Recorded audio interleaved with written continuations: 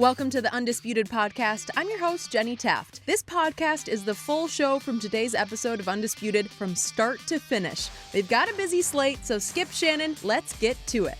Welcome to Undisputed. We are live from LA. I'm Jenny Taft here with Skip Bayless and Shannon Sharpe. Looking very sharp today. Good morning. Hi, guys. What about me? I don't count. Sharp.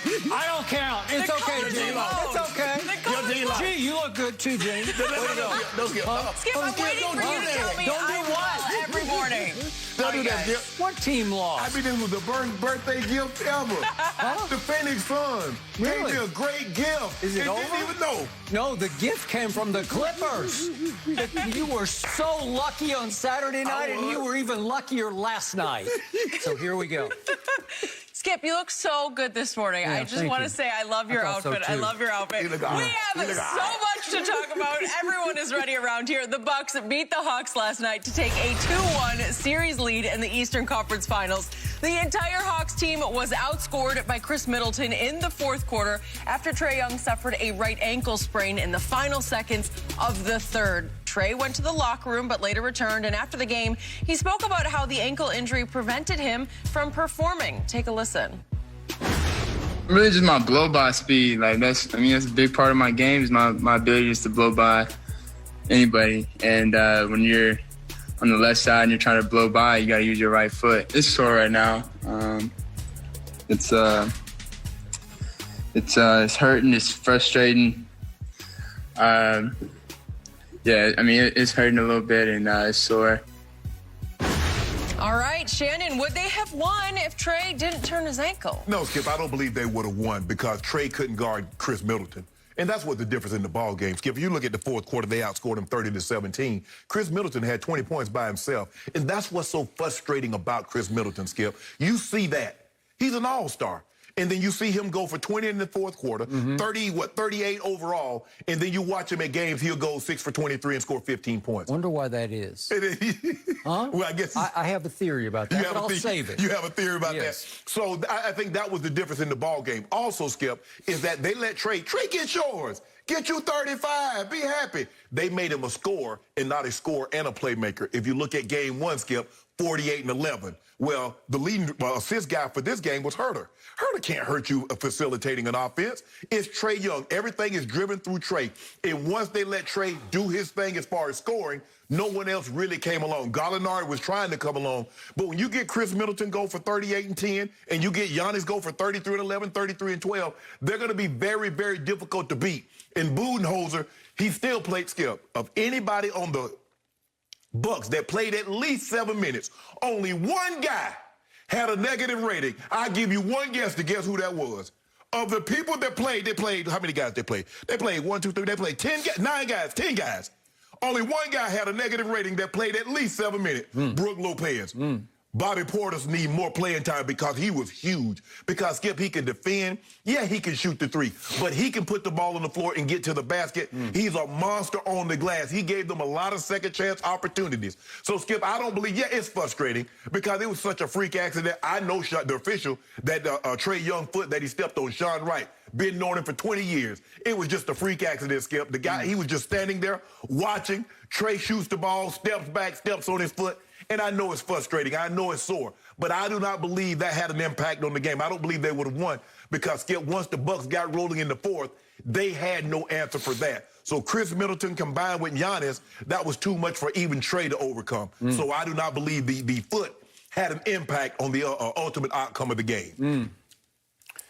I cannot tell you how much I disagree with just about everything you just said. Starting with the premise, and we'll never know this for a fact. Right. But I do believe before that crazed crowd in your home away from home, Atlanta, GA, that if Trae Young had not stepped bizarrely back and stepped on Sean Wright's ankle, I believe they would have won that game. They went into the fourth quarter up 2. They immediately, without Trae Young, increased it to 5. Right. So when he finally came back on the floor, they're up 93-88. Right. So if he had been Trae Young, all caps, I believe they would have gotten that home because that crowd was crazed with Cam there. Cam Newton was there. Floyd was there. Floyd Mayweather Jr. was there. It just felt like one of those electric event nights when it would have been Trae Young's night to shine. And instead, he did just the opposite. He was extremely disappointing to me both on Friday night and last night, because I thought Friday night at Milwaukee in Game 2, after they just shell-shocked them in Game 1, I thought they, as I told you Friday, had them on the run and on the ropes. And what did Trae Young do in Game 2 at Milwaukee Friday night? He came out flat and uninspired and just seemed like, you guys take this if you really want it. And he shot. I thought they bodied him Friday night. Well, they got on him. They was on True Holiday saying, you ain't finna do this to me. He shot 6 of 16 to Trae Young and 1 of 8 from 3. And I keep saying he is a lousy three-point shooter. People try to compare him to Steph Curry. It's just outrageously, blasphemously wrong. He can't do that. So far through the playoff run, he's shooting 33% from 3, which ranks 87th of 106 qualified playoff three-point shooters. It's just pathetic. But I was trying to board his bandwagon because this little man provides such spark and spunk and swag, and he's such a little spitfire for this team. It goes as he goes. Absolutely. And last night, obviously in the fourth quarter, it went south.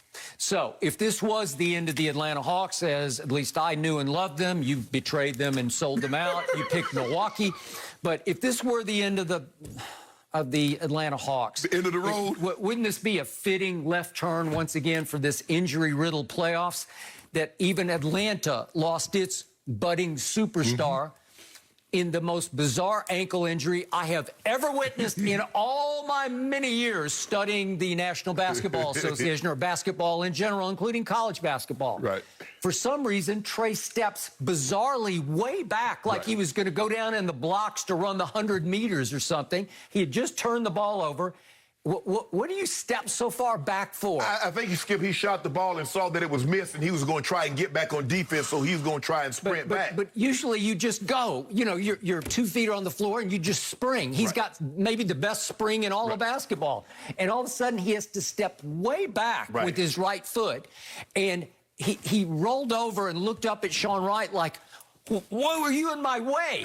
Well, he wasn't in his way. He was standing out of bounds. Exactly. There was nothing that Sean Wright was doing wrong. He didn't dangerously get in Trae's way. He didn't step in where he was about to land like you do for a three-point shooter. I have no idea why Trae stepped so far back behind him, out of bounds, and stubbed his ankle on that the planted foot of Sean Wright. So that's bizarre enough. So this is where he really disappointed me. So he goes to the locker room. This is the end of the third quarter. And he stays for a little while, and he comes back to the bench. And you could see him on the camera up the tunnel walking, and he didn't seem to be walking with a limp at all.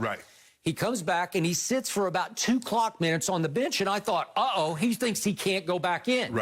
Because wouldn't you, get on the bike and try to get it loose? Or if you got it, if you shot it, let's say he took a pain-killing injection in the locker room, which is highly possible. I have no idea if he did or didn't. But if he came back to the bench, he'd usually say, put me in, coach. I'm ready. This is it, man. This is the swing game. We could be up 2-1 at home with game 4 at home. You know, we'd have them where we want them. And instead, he just sat quietly for a couple of minutes. And finally, it looked like Nate said, do you want to try? You want to go? And he said, yeah, I'll give it a try. And then what happened? He immediately goes into the game and was completely disengaged on offense. He did not participate. When he had the basketball, he either passed it. He did take that first 3, and he made his first 3. And I thought, way to go, young man. Make miracles. Here we go.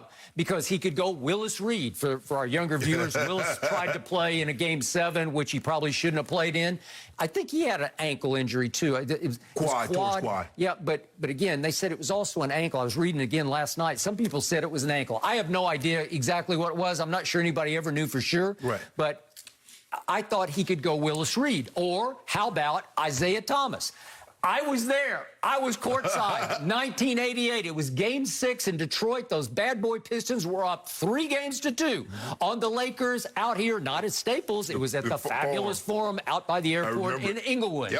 So I am right there, and Isaiah is going off on the Lakers in the third quarter and had already scored 14 in the third, turns his ankle horrendously. It looked like one of those, where you say, you can't go on that. And he sucked it up, gutted it out, and continued to fire away and scored 11 more points in the third quarter to set the all-time playoff record for any quarter of 25 points. That might be one of the very greatest performances you'll ever see. And it comes down to some phantom foul call on Bill Laimbeer at the end of the game on Kareem. And Kareem went to the free throw line, to his credit, and made both of them. And they barely survived that game. And I was in the locker room right next to Isaiah after the game, and I saw his ankle up close and it was huge. Like a grapefruit. And by the way, we could see last night, I think we have a shot of this, when Nate McMillan was addressing the troops in the locker room after the game, you could see Trae had already taken his shoe and sock off, so you could see his right foot on the floor, if we could see it. Can you see that? There we go. Yeah. It doesn't look huge to me, does it? No. Does it look swollen yet? I mean, it could swell overnight, but it does not look grapefruit, right? And the thing is, Skip, in a situation like that, you don't want to take the tape off because you don't want it to blow up. And that's what happened with Isaiah, Skip. Isaiah kept it on. Now, once he took that tape off, whew, and I think that's the thing there. Now, maybe Trae went back and got it retaped. But normally, I agree with you, Skip. When you sprain an ankle or you twist an ankle, you want to get back in there and keep the blood flowing. You don't want it to settle, because if that thing settles, you start to think about it, you're like, I ain't going to be able to get back into the ball game. So now, here we go again. We're facing the issue of pain threshold. It's a matter of how much can you take? How much do you want this game? How much can you just suck up and swallow your pain and say, I have to do this for my team's sake? It could be old school versus new school. It sounds like, I walked 15 miles to school in the snow, you know, like you used to do, right? Okay. But in this case, I don't know his pain threshold. I wished he had sucked it up more and said, I'm going to do this. I'm going to try. But too often, too many possessions, Herder's looking around like, you want me to do this? Yep, I want you. And he would just go stand in the far corner. Well, now that calls into question Nate McMillan. Well, is Nate thinking, gee, maybe I should get him out of there? But he's the darling of the crowd. You can't take out Trae Young. Yeah, you got to have him, even if he's a decoy, Skip. But I think the biggest thing is going on, Skip, we got to watch that Bogdanovich. Skip, he's 3 of 16. He's 2 of 10 from the 3. Skip, he's not giving Trae anything. At that moment, it's all about Trae Young, because they're just looking like, are you going to save us or not? So Skip, I know he's wounded. So I'm not going to let Trae. I'm definitely going to make him get off the ball. Now you see True Holiday, he gets up even more into him because he knows he's on one leg. What are you going to do on one leg, Skip? Which brings me back to Chris Middleton.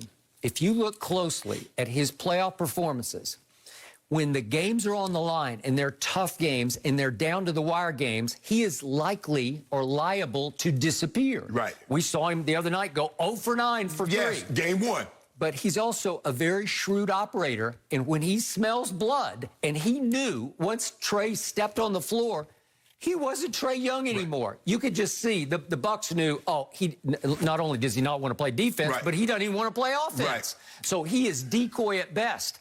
And Chris Middleton started to feel it because he felt like they had the complete upper hand in the basketball game. And once he gets going, he is an all-star. He can go like that. And so he smelled that blood, and he just poured it on them. And to score 20 in the fourth quarter. He outscored the Hawks by himself. They scored 17. It was hard for me to watch. We're about to talk about this in a minute. But, you know, if the Clippers could have made just one of those shots, and he's making like 6 out of 9 threes, I'd take one. Skip, you know it's in trouble. They come up on the break, and he has the ball. He driving. They cut him off. He backs up to the three-point line, shoots the ball over his right shoulder. Now you're unconscious. Yeah, you're like, okay, you're good. He got us. Okay. We get ready for game 4. So, down the stretch, after Trae came in at 8:44 remaining, with a 5-point lead, the hometown Hawks got outscored 25-9. It's just not right. So it made me wonder, would they have had a better chance if Lou Will had just stayed in the game and they could play 2 guards with Herder and Lou Will and kind of have no point guard? I would say they would have had a better shot. Because you know and I know, Lou Williams, especially at home in Atlanta, he can go pretty hot too. Yeah, he was, but he didn't have it yesterday, Skip. For whatever reason, he hadn't played. I mean, he's had a couple of games, especially against Philly, in which he's played well, but he hadn't played that well in this series. It's really, Skip, the thing is with Milwaukee, they said, look, Trae, you can get your points, but what we can't allow you to do is what the Knicks and what Philly allowed you to do. Go get 30, and then you have 11, 12, 15, 18 assists. We can't let you be a scorer and a playmaker. You can be either or. And they don't believe the other guys, minus Trae Young, can beat them. Yep. But Skip, it's the streakiness of Chris Middleton. Skip, we saw him the first 2 games against the Nets. He's shooting 6 of 23. He's shooting 5 of 24. And the next they come home, and he's unconscious. Yep, and his home road stats are shockingly. Skip, they're like 12, 13 points. Right. And then but Skip, in big moments, you remember the game 7, the big moment shots,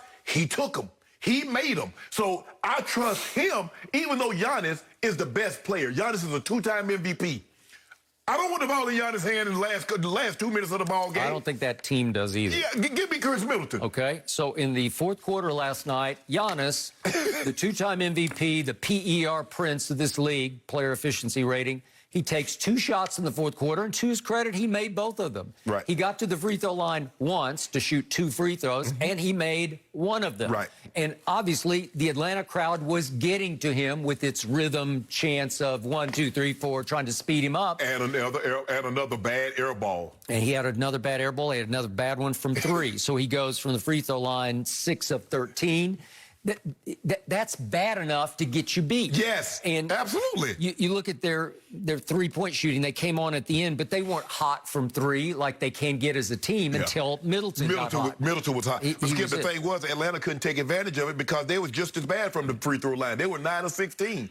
If one team is shooting really bad, this is your opportunity with the clock stop for you to slowly, incrementally get yourself back into the ball game. But Atlanta didn't. Skip, Atlanta wasn't playing well. Once Trae got hurt, they weren't playing well. Nope. And he knew he was hurt because if you look at it, he only took 4 shots. He was 1 for 3 from the 3-point line in the fourth quarter. And how many assists did he have in the fourth quarter? He had 1. 1.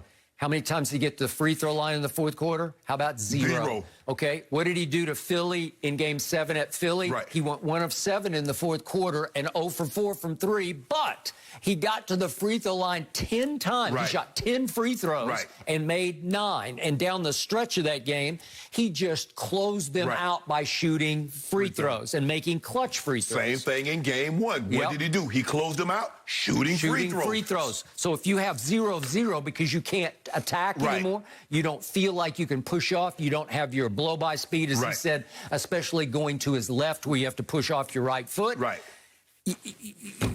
You're not going to win because he's becoming almost a liability on the floor instead of Trae Young. Well, here's Skip.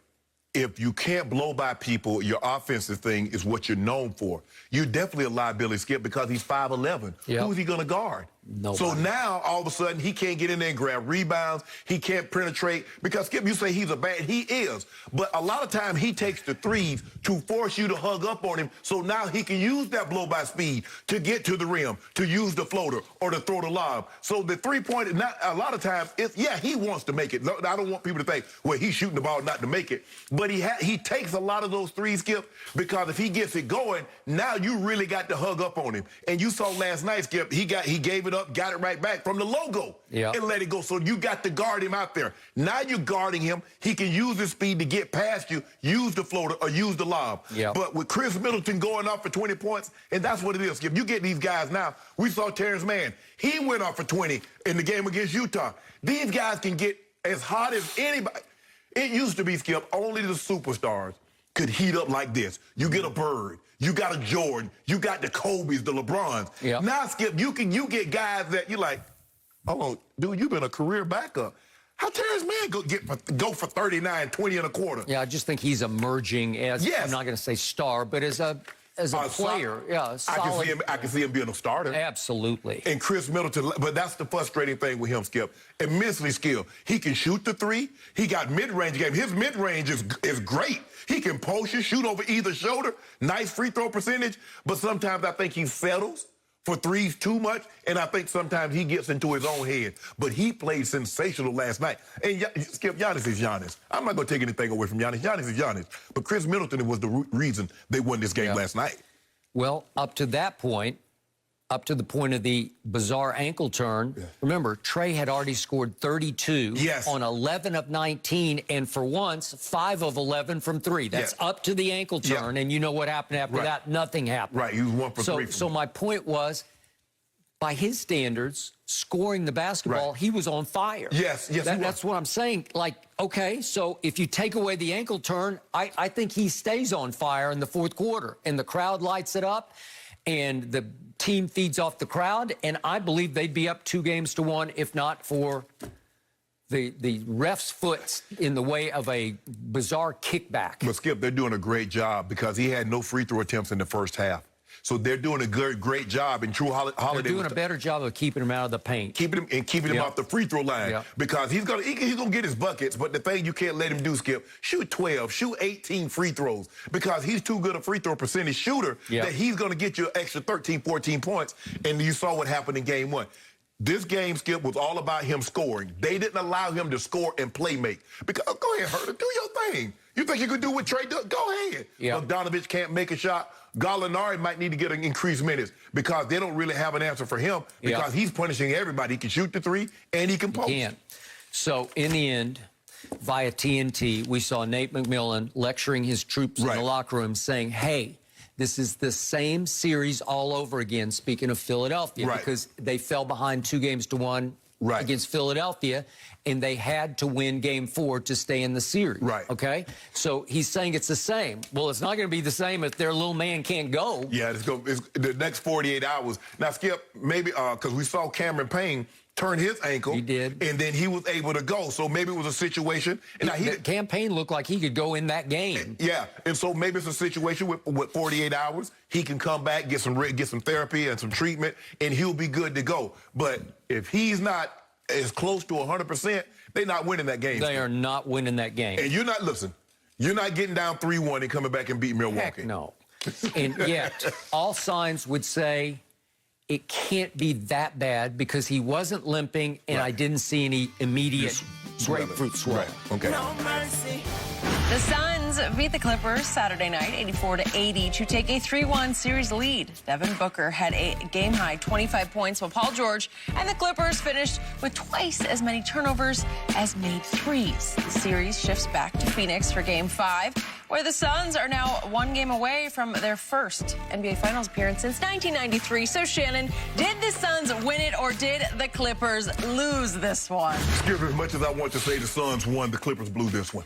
And I think both teams, Skip, they're stretch in the fourth quarter where both teams started to feel the pressure because they were missing easy shots. They were missing layups. And this is when you know you missed the pressure. Chris Paul was 36 of 36 from the free throw line. And he went up there and clanked one. He did. Zubac, Skip, they had opportunity after opportunity from the free throw line. I'm not talking about, I'm going to get to the field goals, but Skip, from the free throw line, Zubac have a chance to give them the lead. He misses both.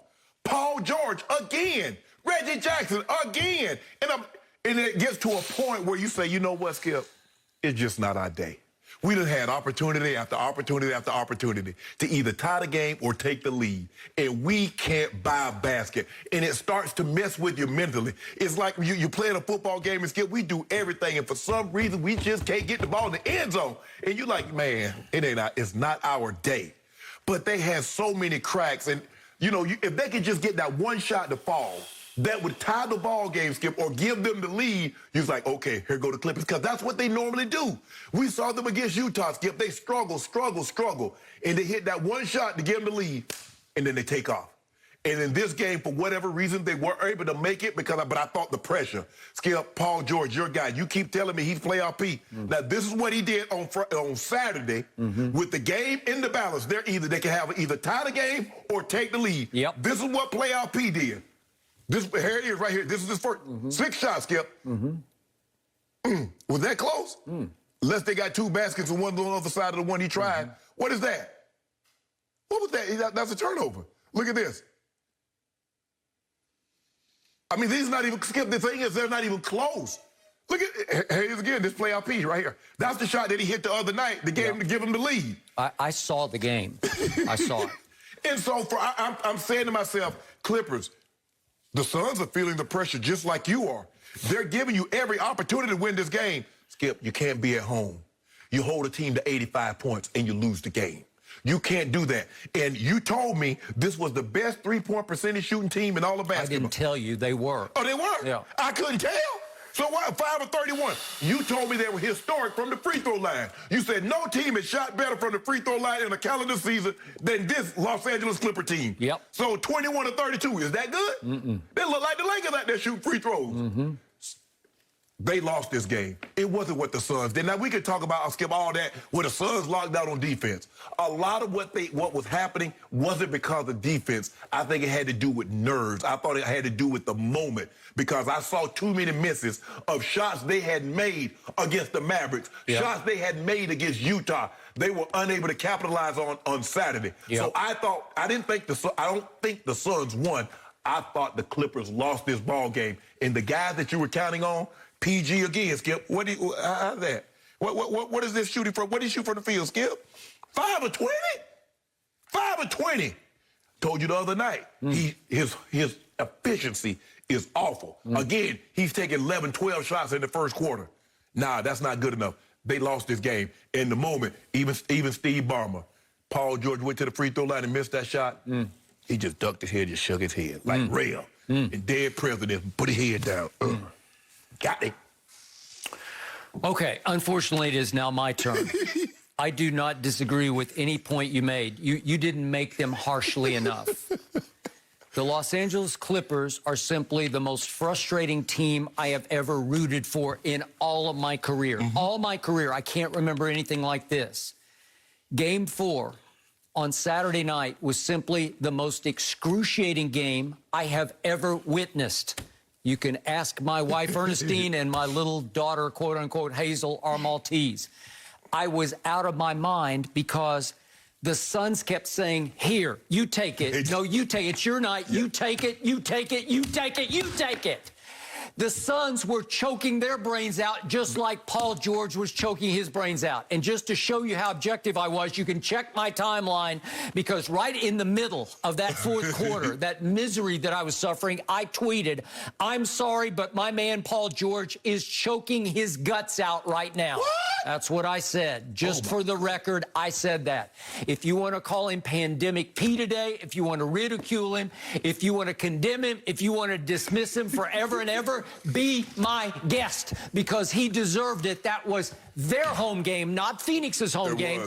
They were down 2-1, not Phoenix down 2-1. So the onus was on the home team to make one little shot. Just make one shot to go ahead because the score got stuck on 71-70. But quickly, let's look back at what had happened. Just when I thought my Clippers would get blown out for the first time in this playoffs, you realize in all the losses they've had this year, they have not been blown out one time. And what happened? They fall behind early third quarter, 52-36. And I'm like, that's it, because Phoenix is just too good. Phoenix is too good on both sides of the ball because they play high-level defense. They get up into you and after you. And what happened? Here came the Clippers again, miraculously. Here comes Reggie Jackson. He hit 4 out of 8 shots in the third quarter. And they scratch, and they claw, and all of a sudden you look up, and they're back in the game. Back in the game. Against Chris Paul and the Phoenix Suns, they are back in the game. So what happens? There's a technical called on Devin Booker, and Paul George goes to the free throw line 3 straight times. This is with 10:07 left. The first one's a technical foul shot, so he's got to shoot it by himself. Swish. Then he's got 2 shots to shoot by himself, but except they all come back in, obviously. He goes to the line for the first shot, swish. Now it's all of a sudden 71-70. So all you have to do is make your third straight free throw, and you have tied the game. And somehow it would feel very differently to get to 71 all than to be down 1, right?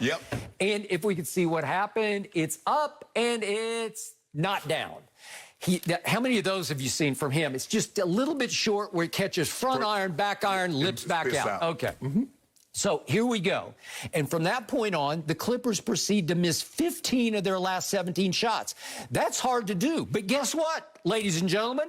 So are the Suns. They are matching each other for misery. Brick for brick. Brick for brick. They're building a new Staples Center. They could have built a second one with the bricks that they shot, both of them. Because in the fourth quarter, Chris Paul went 1 of 7. So did Paul George, 1 of 7.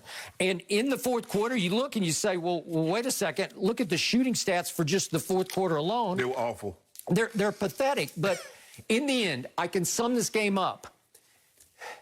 Phoenix was a little less awful than the Clippers were. Okay. That's the bottom line takeaway. Somehow they were a little less awful because you look at Phoenix was 4 of 19 in the fourth quarter. Well, the Clippers were 3 of 19, so it was just like one shot better, okay? And that was the summation of the fourth quarter. Okay. It was one shot. You make one shot. Okay. And the Clippers were 0 of 6 from 3 in the fourth quarter. Well, the Suns managed to go only 0 of 3 from 3. So you got me, right? Right. And in the end, so what happens? They get stuck on 71-70. Neither team can make a shot, and it's just I'm just going to read these. We don't have to show them. But Batum misses a 3. These are all to go. These are for the lead. Batum misses a 3. Then Cameron Payne blocks Terrence Mann. Then Paul George misses a 3. Paul George, you showed it, the wild drive. I don't know what he was doing. He just throws it up into the crowd. It has no chance. Then he misses a fadeaway, as you showed. And then Big Zoo, he's got a wide open 18-footer, and he's like, well, nobody else can make a shot. I might as well shoot a little set shot, and he misses that one, unguarded. Yep. And then Reggie Jackson gets into the act, and he misses a 3. That's to go up 2. And then Paul George misses a 16-footer. That's to go up 1. And then Big Zoo has a turnover with a chance to go up 1 or 2 at that point, 6:35. And finally, Chris Paul alley-oops to 8, and then it broke the spell, and finally that makes it 73-70 the Suns. And yet here come the Clippers again. Paul George misses again from 18 feet. And then Reggie Jackson has a driving layup that he misses. Then they have at 4:06 a shot clock violation. All these are chances to go up, up, up. All you got to do is cash one of these, and maybe the momentum shifts completely to you. And then finally, 3:24 left. Reggie Jackson misses a 3 to tie, and 2:55, Paul George misses a 3 to tie. Well, I'm on the floor. I'm wiped out. I'm sweating. I yelled to Ernestine, turn the air conditioner on, because I am sweating. And it was kind of a cool night here in L.A. But have you ever seen such misery suffered by both teams down the stretch of a game? It was a horrible game. It was a good game up until that point, until about 4 or 5 minutes where nobody could make a shot, Skip. The final score of the fourth quarter was 15-14. Skip, come on, really? How about an 84-80 final? How about that? Those two teams, they can score in 120s. Teams were 22-0 in the regular season while keeping an opponent to 84 or fewer points. Okay. 3-0 in the postseason. Yep. Skip. I'm not surprised. Look at this. In game 2, Book and Chris Paul was 10 of 40. The Clippers, the Suns won. Game 3, they were 14 of 44. So in games 2 and 3, Chris Paul and Devin Booker are 24 of 84, and the Clippers didn't win either one of those ball games. Skip, and D-Book fouled out. You had him in foul trouble most of the night, and you got to take advantage of those opportunities, Skip. You actually think they're going to continue to shoot this bad for the next time? We're going to talk about Ty Lue saying coming back is doable. Do you actually think they're going to continue to shoot that bad? You've got to somehow, Skip, you've got to find a way to win one of these games. You've had to have found a way to win one of these games when they're playing that bad. Chris Paul can't seem to find a rhythm. Devin Booker, give Patrick Beverley some credit because he's doing an unbelievable job on Devin Booker and the mask. Skip, I told you, I said pretty soon he's going to forego that mask. You think he's like, He threw it away. He threw it like, in the third quarter, he said that's enough. I'm done with it. He's like, I can have surgery. I was reading what he said. I can have surgery at any point in time. But the Clippers they needed to find a way to win the game when 2 of their best players are struggling. But Skip, DeAndre Ayton is a monster. Everybody talked about how Zoobs outplayed him. Zoob is not as talented as DeAndre Ayton, but he outplayed him. He said, well, bull jive, that won't happen again. Skip, he a monster. He had 9 offensive rebounds. They call him the Dominator, and he dominated. It was highly impressive. Now you see why a star is emerging. Now you see why he was the #1 overall draft pick in a draft with over Luka and Trae. Yeah, now you see. Okay, what I didn't see coming was my Clippers, who led the NBA in three-point percentage, going 5 of 31 from 3. That's impossibly bad. They don't do that. You told me what's the chance of them going 3 of 17 in the first half, and they won up to that. I think they went 3 of 18, 3 of 19. They did, and then they just kept on missing the whole rest of the game. What are the odds they would miss 9 free throws? A couple late were intentional misses, obviously, because they were in trouble. Well, here's the thing. Paul George wouldn't have had to intentionally miss had he not missed the first one. Okay, now, I've been very objective about my Clippers, and I'm going to be objective a different way to end this up. What'd you go say? I'm going to say that even though the Clippers did not deserve to win that basketball game, they at least deserved 2 chances at the end of the game to redeem themselves. And they were robbed again. No, stop it. They were obviously robbed in game 2. That was the biggest robbery of all. But if we could see what happened with 58 seconds left, Terrence Mann goes for just a driving layup, and Bridges just hacks his hand.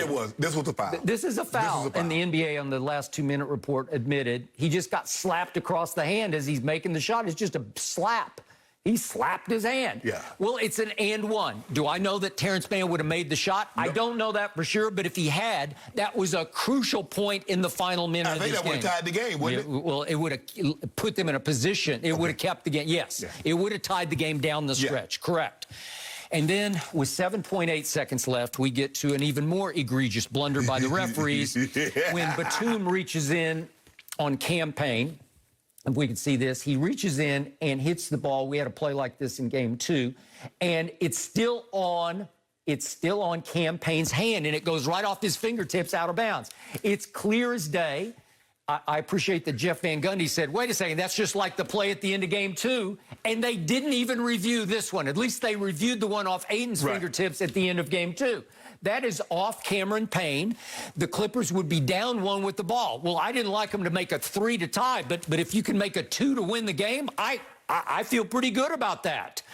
And they were denied the opportunity because they didn't even review it. The refs protected themselves and their pride by saying, we got this. We don't even need to look at it. We're not finna look at everything. We're not finna look at every pump ball that's out of bounds, everything, because that's what you want.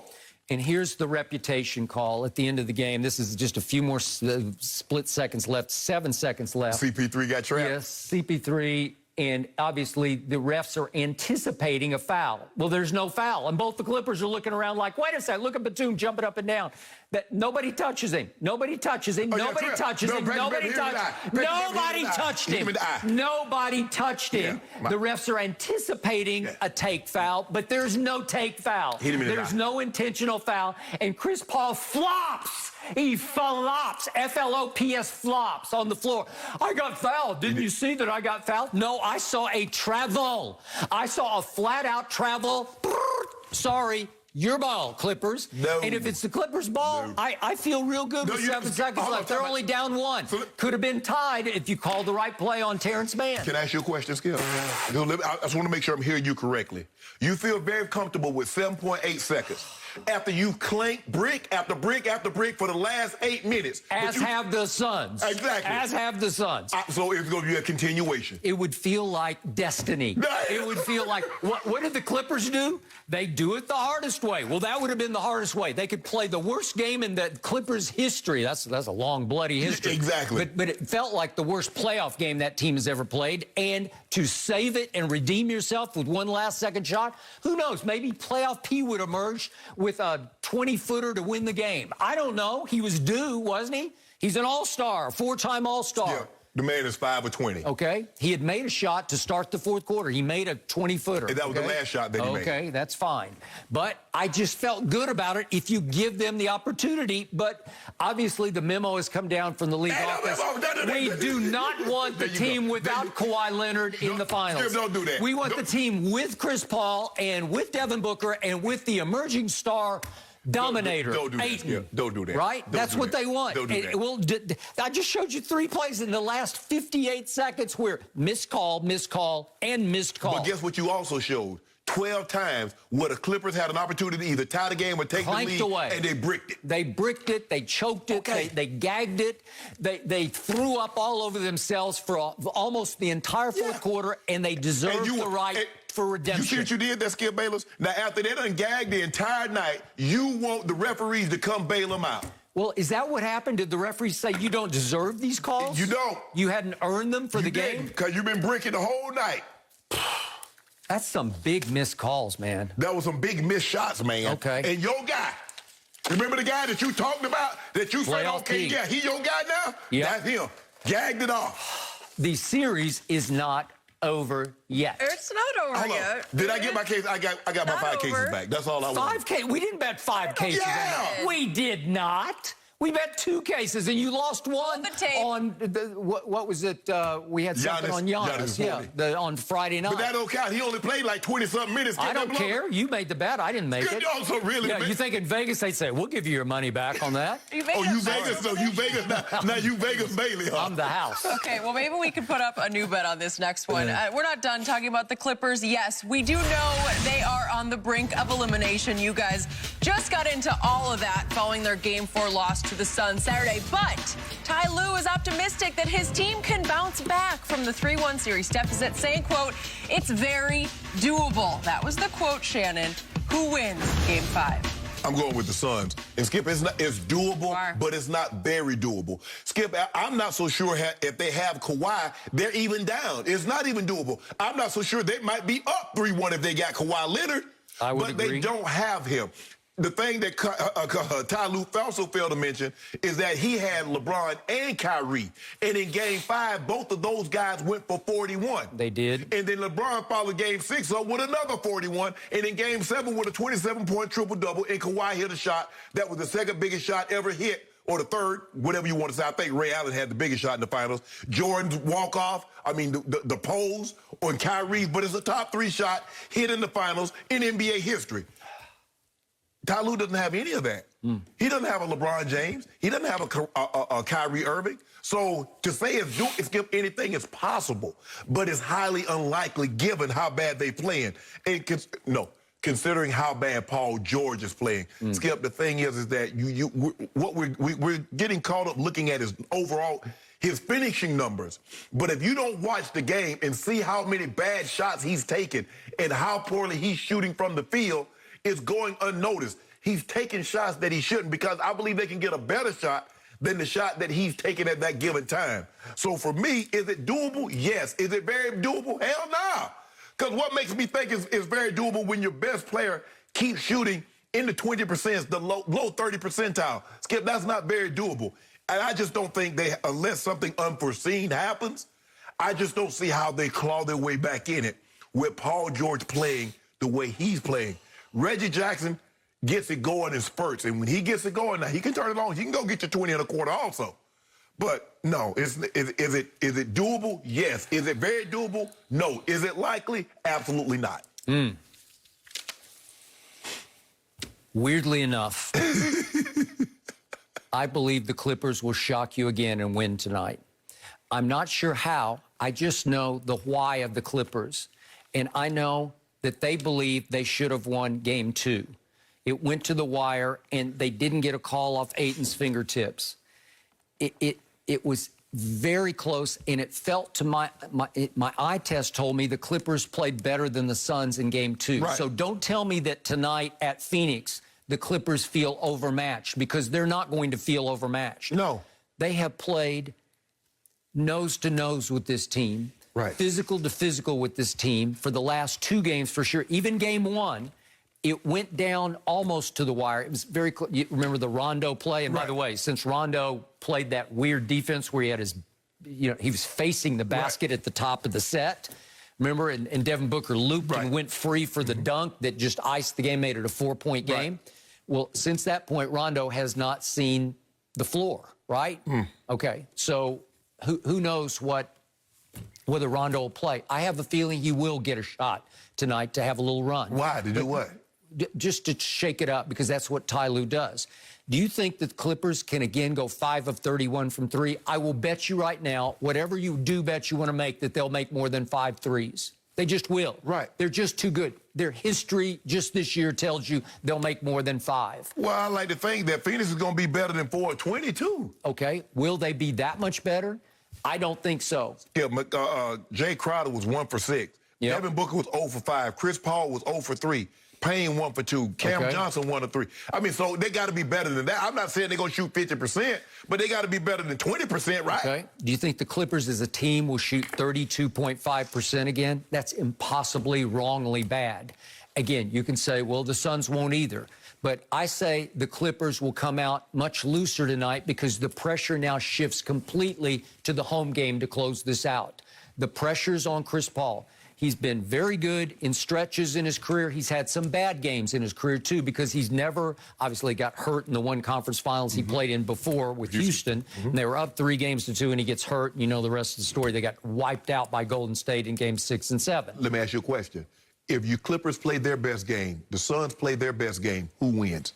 Because you keep saying, well, this team can't do that, that team can't do that. They played their best. Who win? Okay, I do not think the Suns will play their best. Well, obviously, they're favored. They're favored by 5.5 again tonight. So Vegas has liked them, has given them the edge all the way through. So they're a little better. Their record was obviously a little better than the Clippers. Yes. Well, the Clippers are playing without their best player. How can I answer that question? Well, obviously, if I have Kawhi Leonard, we're having a whole different conversation right now. I believe if they had Kawhi Leonard, they might be up 3. They're definitely not losing, though. They winning both of those 2 games in Phoenix. And I'm going to say it one more time. I had this on very good authority. Kawhi's gone for the playoffs. So just for the record, one more time.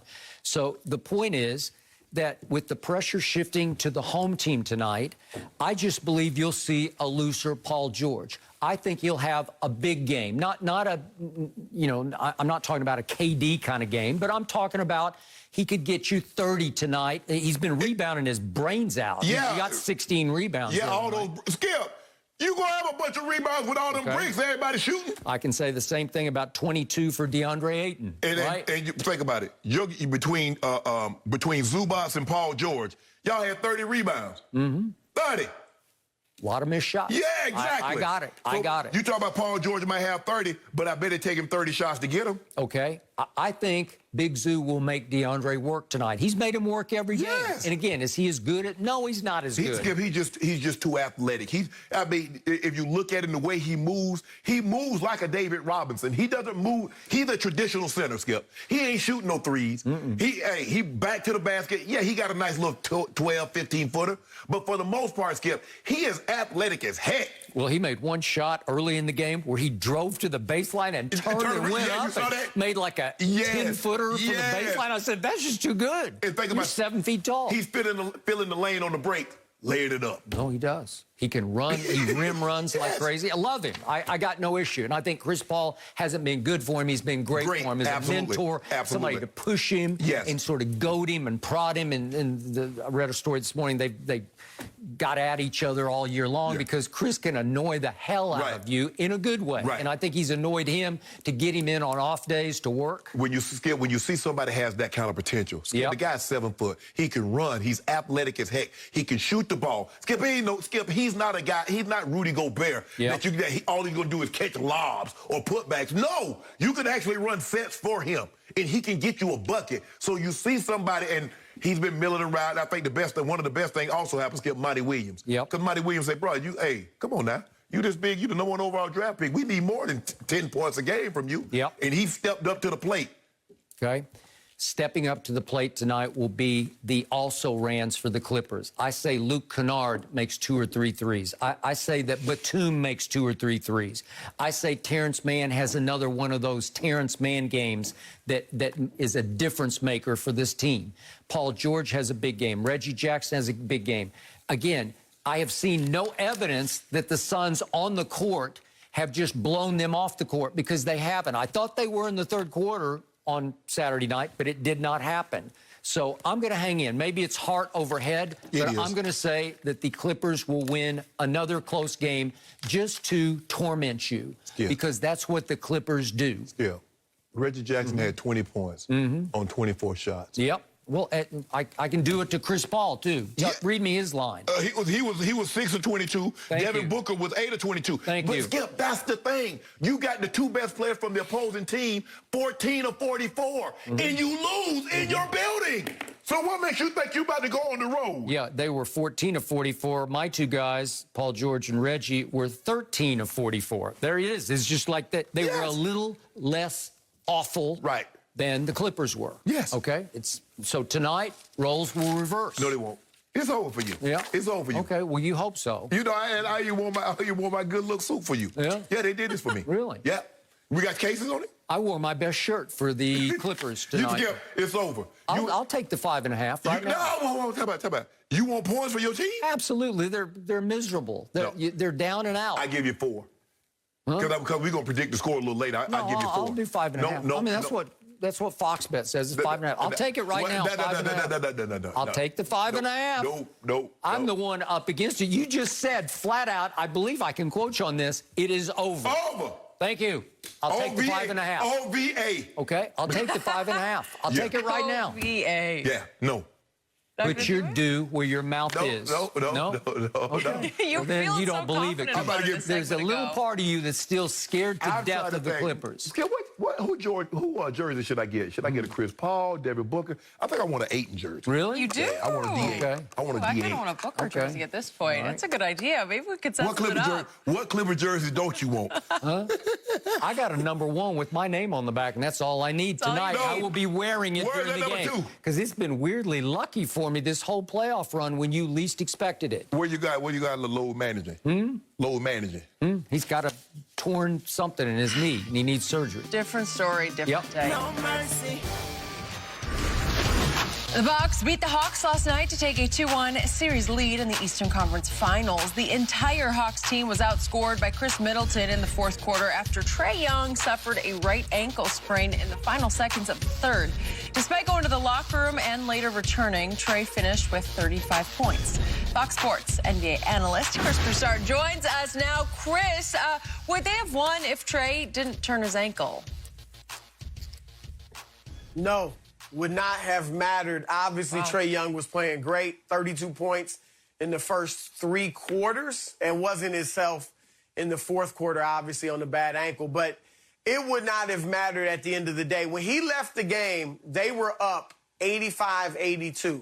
When he re-entered the game somewhat early in the fourth quarter, 4 minutes later, they were actually up 93-88. So they had increased the lead a little bit without Trae Young.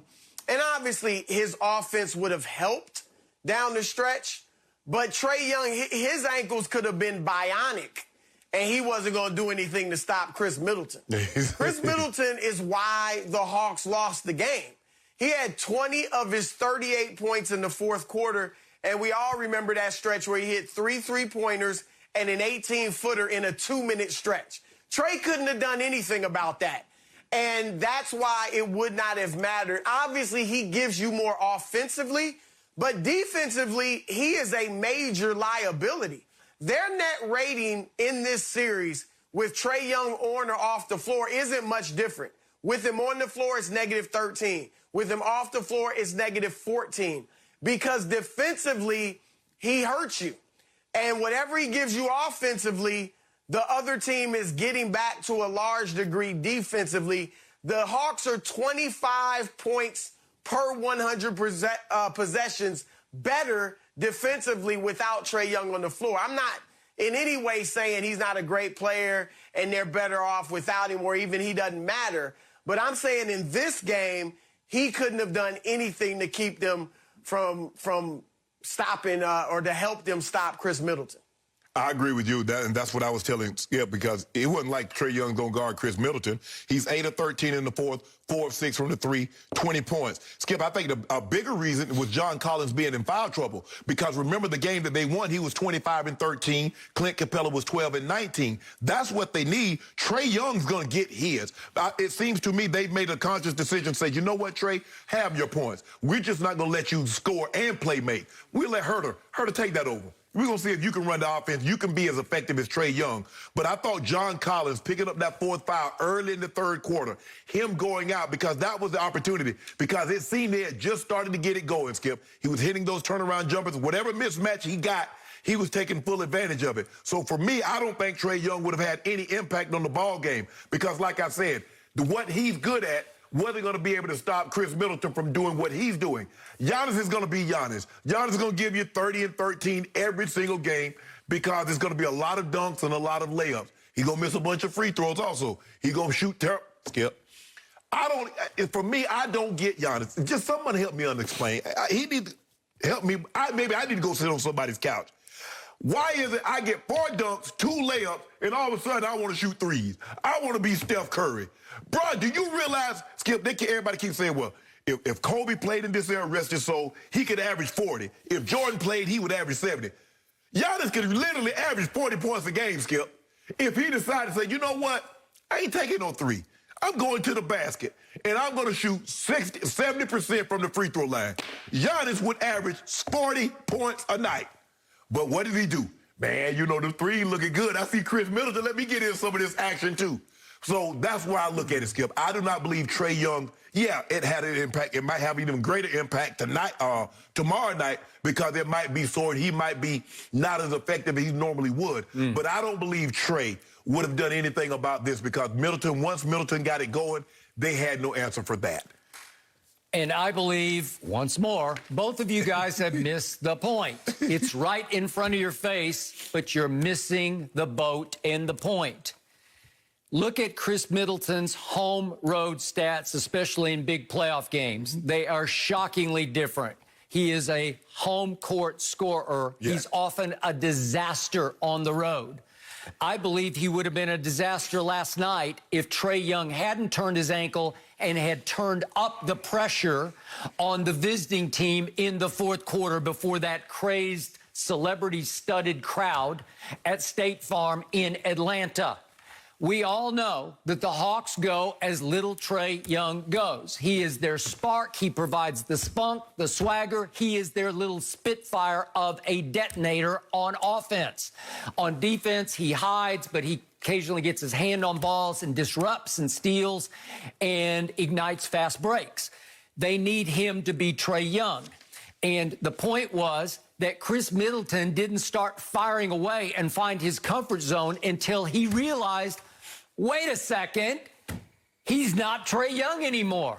All of a sudden, the game was begging to be won by the visiting team because when Trae Young finally did re-enter the game, as Chris pointed out, up 5 with 8:44 left in the game, it was clear from the first step on the floor, oh, he doesn't trust his ankle at all. He's not even going to try on offense. He did make the 1-3. They left him unguarded.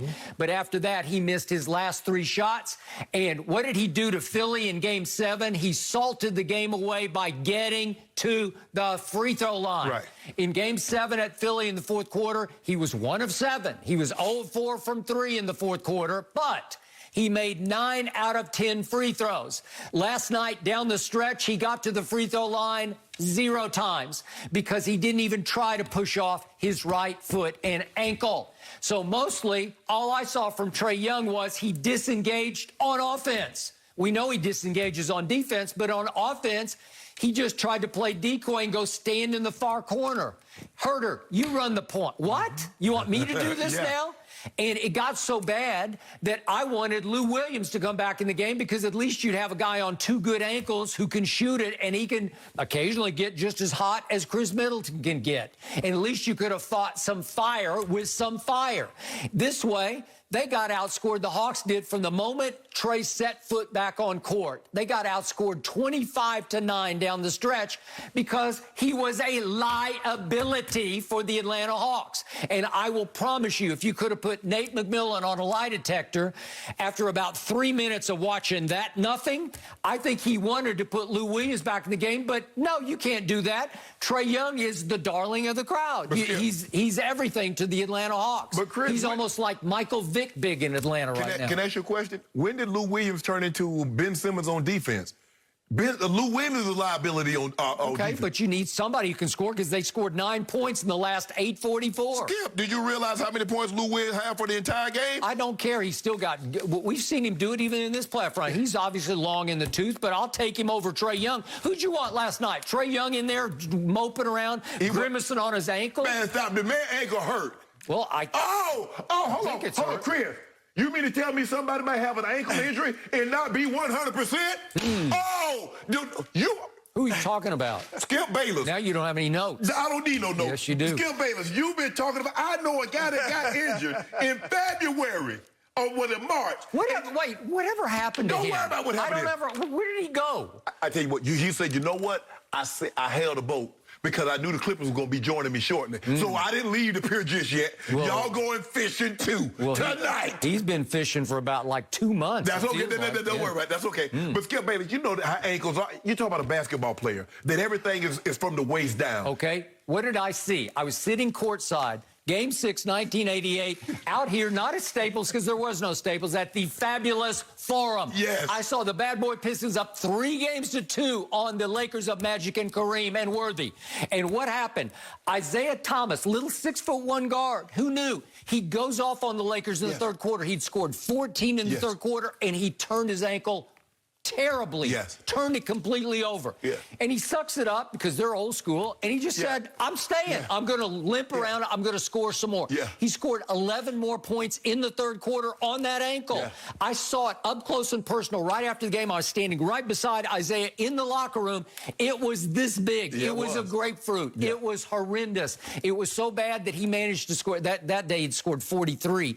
But in Game 7, he tried to limp around on it. He scored 10 points in Game 7, and they barely lost. But in this game, they hung in until the bitter end, and there was a phantom foul on Bill Laimbeer, and Kareem got 2 free throws he did not deserve, but he made them, and they won the game. But, Chris, I think you'll attest to this. Guys are different back then than what they are now. Maybe. Guys would play through more. Guys would inject themselves. Them guys would take shots and take painkillers and do whatever. It's kind of the same thing in football, Skip. Guys were willing to do more with the injections, and I think now guys like, I'm gonna make $45 million regardless. I'm not gonna risk my body or risk harm, long-term harm. Maybe their agent texts them in the locker room when you're about to get injected, and he says, "Why risk it? Well, why? So I why don't bother?" Right. Go ahead, Chris. There's no chance one of these guys is playing on that ankle with the way Isaiah did in that game. Now I will say this: remember Grant Hill? Yes. He was in Detroit, getting the pressure, right? Oh, Isaiah played through injuries, and Grant, he's great, but he can't even win a playoff series. So he played on the bad ankle. It ruined his career. You know what happened next? Obviously, the rest is history. It ruined his career. He played. I think Trae is fine for the most part. I don't think it's a bad injury. But they will be extra cautious, don't you think? I mean, Grant is in the ownership in Atlanta. So if the MRI has any issues, I'd be overly cautious if I were them. I don't expect that, but they should err on the side of caution. Skip, let me say this about Middleton, though. I don't think you're right about his home and away performances, although he was bad at home to start this season. He was. He wasn't good in the first 2 games. Right, and I don't think he's the type of player to get in his own head. I don't think he's like you said, he sees that Trae's not himself. I don't think he's like that. I think his inconsistency is because the level of player he is, that's what you get. You know, he's not a perennial all-star. He's certainly not a superstar where I know every night I can mark down 22, 25 points. Correct. I know he's going to play well. He's that level of guy. He makes a few all-star games. Maybe this season will change that if they win it. But he's up and down because that's the level of player he is. So I just think he got hot. He was feeling it. And there was nothing the Hawks could do. Okay, last quick point. We showed this earlier, but as Nate McMillan was addressing his troops in the locker room, we saw via TNT that Trae had taken off his right shoe and right sock, and you could see his ankle. And again, I don't know how hurt he was during the game, but that ankle so far has not swollen at all. Right. It looks the usual, right? It looks its usual circumference, right? I mean, you get some stim, you get some treatment, and hopefully you're able to go. But I agree with you, Chris. I think because the level of expectation, he's not Giannis, he's not LeBron, he's not one of these superstars that you have this level of expectation. So just imagine if a superstar would have played as bad as he did in Game 1 and they lose when he goes 6 of 25 from the field, man, they'd ate him up. But it's like, Chris just has to play better. Nah. But he played good enough, and I got a feeling that that's it? Nah, I think Atlanta gonna win the next game. Oh, you do? I do. And you're saying that so you can go home again? No, I'm gonna go home regardless. Oh, okay. I've been in Atlanta longer than everybody on the Hawks has been in Atlanta, so I'm going back home. But I know who will not. I know somebody that's going home for good tonight. Really? Don't you know that too, Chris? Huh? You know who going home for good. They're gonna have that last plane ride back? Yeah. Celebrate the season. As a matter of fact, I wouldn't even fly back with the team. Really? I'm going to my hey, really? I can leave out of Phoenix. They got planes going everywhere, flights going everywhere out of Phoenix. Where's that guy, LeBron James, now? Is he in Bora Bora or somewhere? They could join him there. You know, I told you we was holding up. We held up the flight. Really? It's the longest flight delay in the history. We held it up because we knew 2 weeks later, All you did was practice 2 more weeks than what we practiced. That's all you did. Are you going to win the title, Skip Bayless? Yes or no? We don't have our best player. Oh, now you didn't got your best player. Now you didn't got your best player. You didn't say that when we were hurt with AD and LeBron on the bum ankle. Well, wait, AD's your best player. Don't see. There you go. No mercy. The Suns beat the Clippers Saturday night, 84-80, to take a 3-1 series lead. Devin Booker had a game-high 25 points, while Paul George and the Clippers finished with twice as many turnovers as made three-pointers. The series shifts back to Phoenix for Game 5, where the Suns are now 1 game away from their first NBA Finals appearance since 1993. Chris Broussard is still with us. Chris, what is the biggest reason the Suns won that game? Poise. It was the poise on the Suns' part, Chris Paul and his teammates, and the lack of poise on the Clippers' part. And here's why I say that. Neither team was shooting well. The Suns shot 36%. They shot 4 of 20 from 3. The Clippers shot 33%. They shot 5 of 31 from 3. And both teams were playing great defense. Yeah, some of that was just missed shots. But both teams were playing incredible defense. I thought it was physical. And I give both of them a lot of credit on that end of the floor. So a lot of what it came down to, if you really look at the box score and you look at how close the game was foul shooting. And these are the 2 best foul shooting teams in the NBA. They finished 1 and 2 this year. And the Clippers were number 1. But the Clippers go to the line and they shoot 8 for 13 in the fourth quarter. They shoot 66% from the line for the game. The Suns, they go ahead and they shoot 86% from the line. Chris Paul, 6 of 7. Devin Booker, 9 of 11. And they hit 7 of 8 in the fourth quarter. Look at the Clippers. Paul George was like, what he go from the free throw line? 12 of 18. An 85% foul shooter. He misses 6 free throws. You guys know, what do they say clutch is? They say clutch is really the ability to perform in the critical moments or in the postseason like you do when it's not a critical moment or like you do in the regular season, right? If you play as well in the playoffs as you generally do in the regular season as a star, people say you're clutch because it's harder in those moments.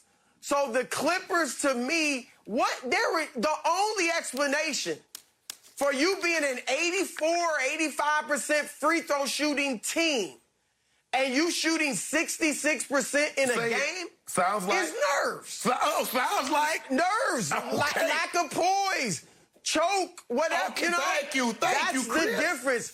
The Suns had poise. The Clippers did not. I know it's not the sexiest answer in the world, but that's what it came down to. I like it. Poise? Chris. What are you talking about? The one thing neither team had was poise. Yeah. Neither team had any poise. It was devoid of poise. Sorry. At the foul line, they have poise. That's not poise. That's either choke or not choke. Choke. I thought both teams, for a 5-minute stretch, started to feel the pressure because they knew the magnitude and the gravity of this ball game. Because we got an entirely different series if the Clippers win this ball game. You hold a team to 84 points in your building, Chris, you got to win this ball game. When you hold their 2 best players to 14 of 44 shooting, you've got to win this ball game. And all the things that you mentioned, they set a record for the best free throw shooting percentage team in all of basketball, and they shoot 65%. That ain't got nothing to do with fatigue. That ain't got nothing to do with anything else other than you feeling the pressure of that moment and them knees start to shake. Skip Bayless, now, I ain't read all the stats, but Skip Bayless told me this was the best three-point percentage team. And then what happened? How y'all shoot 16%? 5 of 31. Yeah. Impossible. So it tells me that moment because and Paul George.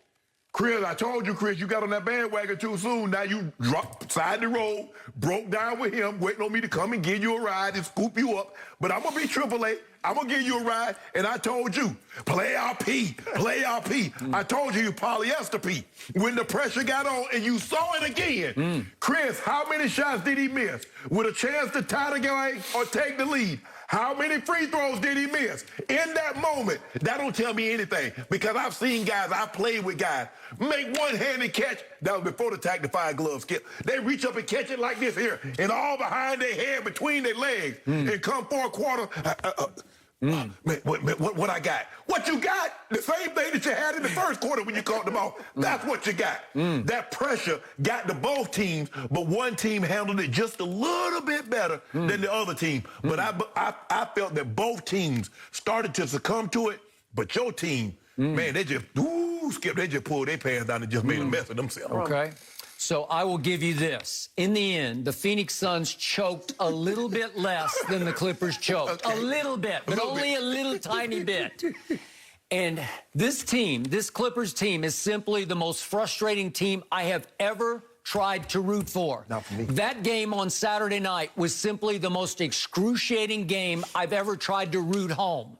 Because I'm going to remind you, once again, the Clippers fell impossibly behind early third quarter. It was 52-36. Remember in Dallas, it was 30-11, right out of the box, and they're down 2 games on a Friday night game 3. Remember Look at that? the Utah series. They were down 25.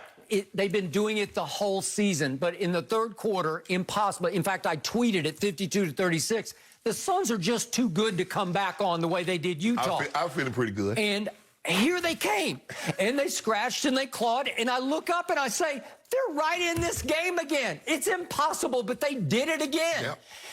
And then we get to the fateful moment with 10:07 left in the game, and there's a technical foul on Devin Booker, so Paul George has been fouled, so he's going to get 2, but he's going to get the tech first. And he goes up and just swishes the technical free throw. No pressure. And then his first one of the 2, nothing but net.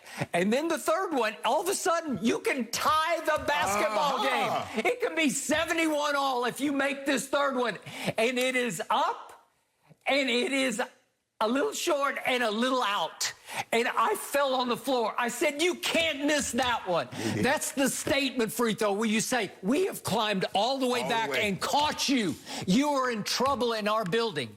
And from that moment on, would you believe that the Clippers that I have applauded, the Clippers I have stuck with through thick and thin, would you believe that they went 0 of 12 on shots down the stretch to either tie or take the lead? Yes, 0 I for believe 12. it. That is the most in a fourth quarter, most in any game in the last 25 years of the playoffs. It's impossibly bad. But guess what, ladies and gentlemen? Phoenix was almost just as bad, because Phoenix kept saying to the Clippers, you take this, you take it. We don't want that. You take it, you take it, you take it. And the Clippers kept saying, we just throw up all over the floor. We don't want it. We can't take it. We don't got it tonight. And I was rolling on the floor. I'm screaming bad words. It's impossible. You can't miss that many shots. I said, please, just make one. Just make 1 3. If you make 1 3, maybe the tide turns. Maybe the momentum swings wildly in favor of the home team, because the onus was on the home team. Obviously down 2 games to 1. It's your building, your crowd. For a Clippers crowd, it was pretty wild in there. And I thought, this is your time and your turn. And I'm going to tell you exactly what I tweeted. This is about 8 minutes left in the game. In the middle of this pathetic run where they couldn't make a shot, I tweeted, I'm sorry, but my man Paul George is choking his guts out. So don't accuse me of not being objective when it comes to pandemic P. That was pandemic all over again. You can ridicule him, you can dismiss him, you can condemn him all you want today, because he deserved it. He had every chance to take that game back for the Clippers, and he could not close it. You can't, Chris, in the regular season, teams were 22-0 while keeping an opponent to 84 points or less. 22-0. They were 3-0 in the regular season. You're at home. You got to win that game. You just held Devin Booker. You've had Devin Booker again to a horrible shooting night. You've held Chris Paul again to a horrible shooting night. Phoenix is begging to get beaten. You've got to win that game. And what happened right on cue, You get dressed up. It's like a child. You get him dressed up, and the moment you get him dressed up, he all of a sudden want to go eat something and spill something on the Sunday suit. That's just like you. And it's one of those. Yeah, you know, I got my Easter suit. Cause I knew it was gonna be special. I knew today was gonna be special. I'm gonna have me a good time. I think there's some premature celebration. No, I was just saying it was my birthday Saturday. Okay. The Phoenix Suns didn't know that, but they gave me one of the best gifts somebody's ever given me that didn't know me. No, the Clippers gave you the gift. Yes. But you know what? That's all right. I'm not going to count my chickens. Go ahead, Chris. I'm surprised you didn't look at the refs. Because remember, I've done that. I was just getting ready to. Go ahead, be my guest. Okay. Well, no, it was look, there was a similar play, remember, in game 2. I got it. When Patrick Beverly knocked it off Devin Booker's hand. There was one that was just like that. It looked like it was almost the exact same situation. It was. They didn't look at it. Yep, this is 7.8 seconds left. Batum, Payne, I think? It's Batum off Cameron Payne. Batum and it's still on his hand, and it goes out of bounds. Last to touch the ball, Cameron Payne. Clippers are only down 1. They deserved a chance. As poorly as they played, they at least deserved a chance to redeem themselves. Well, how about this, Chris? What about it should have been called a technical foul? And the other one... Because when Paul George... The other one, I thought at the end...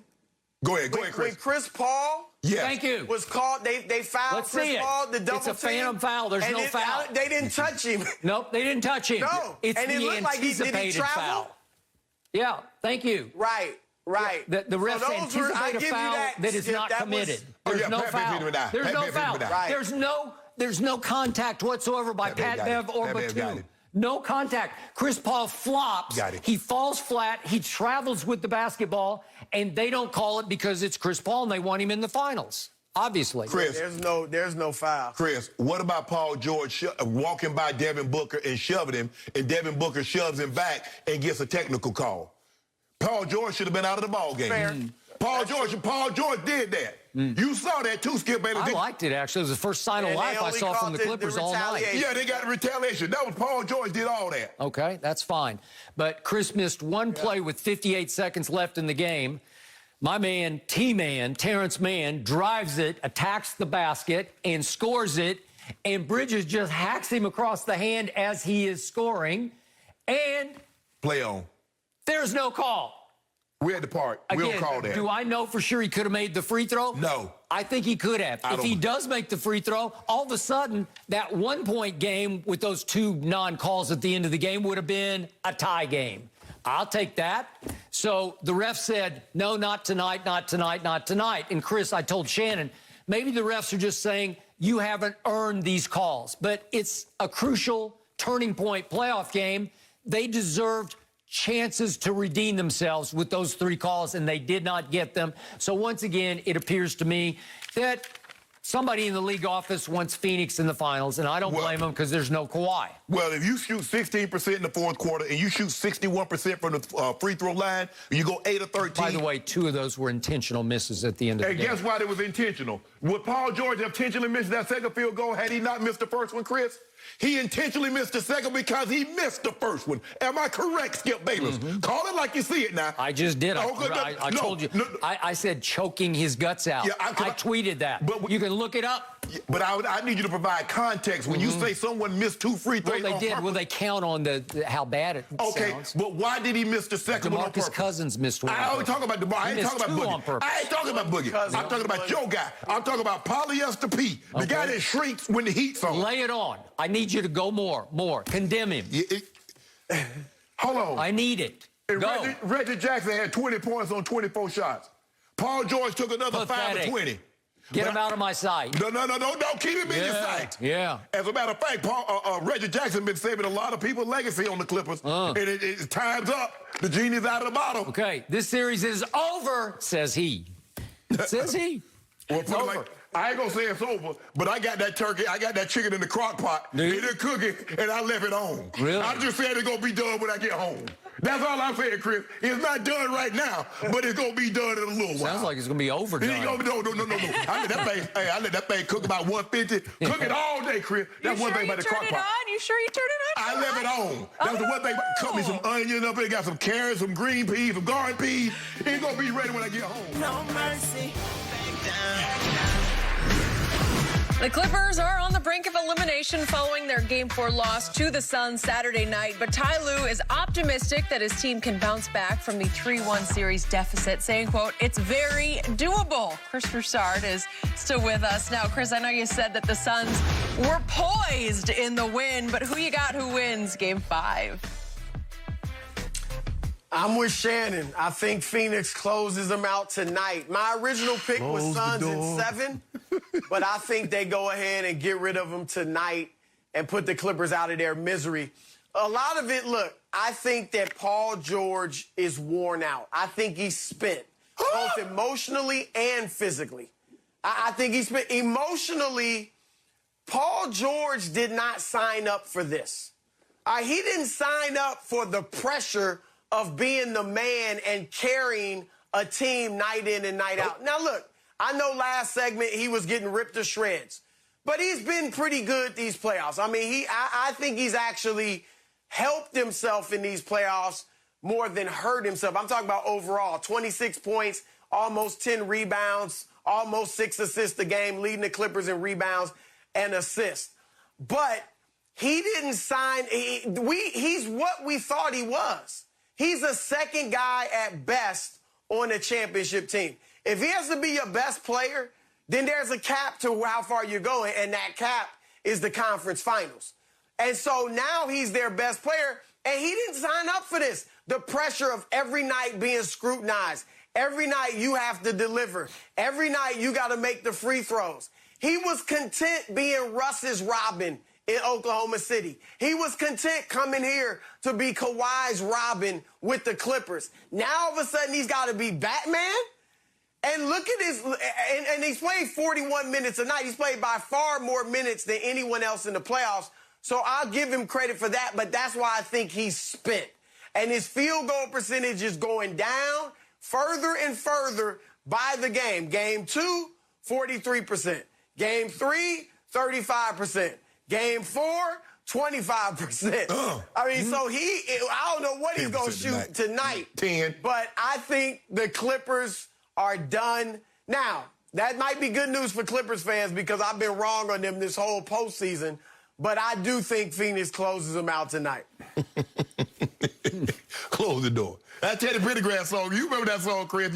We were growing up, Teddy says, close the door. He said, I what you've been looking for. That. Skip Bayless. Ty Lue is right if he had LeBron, if he had Kyrie.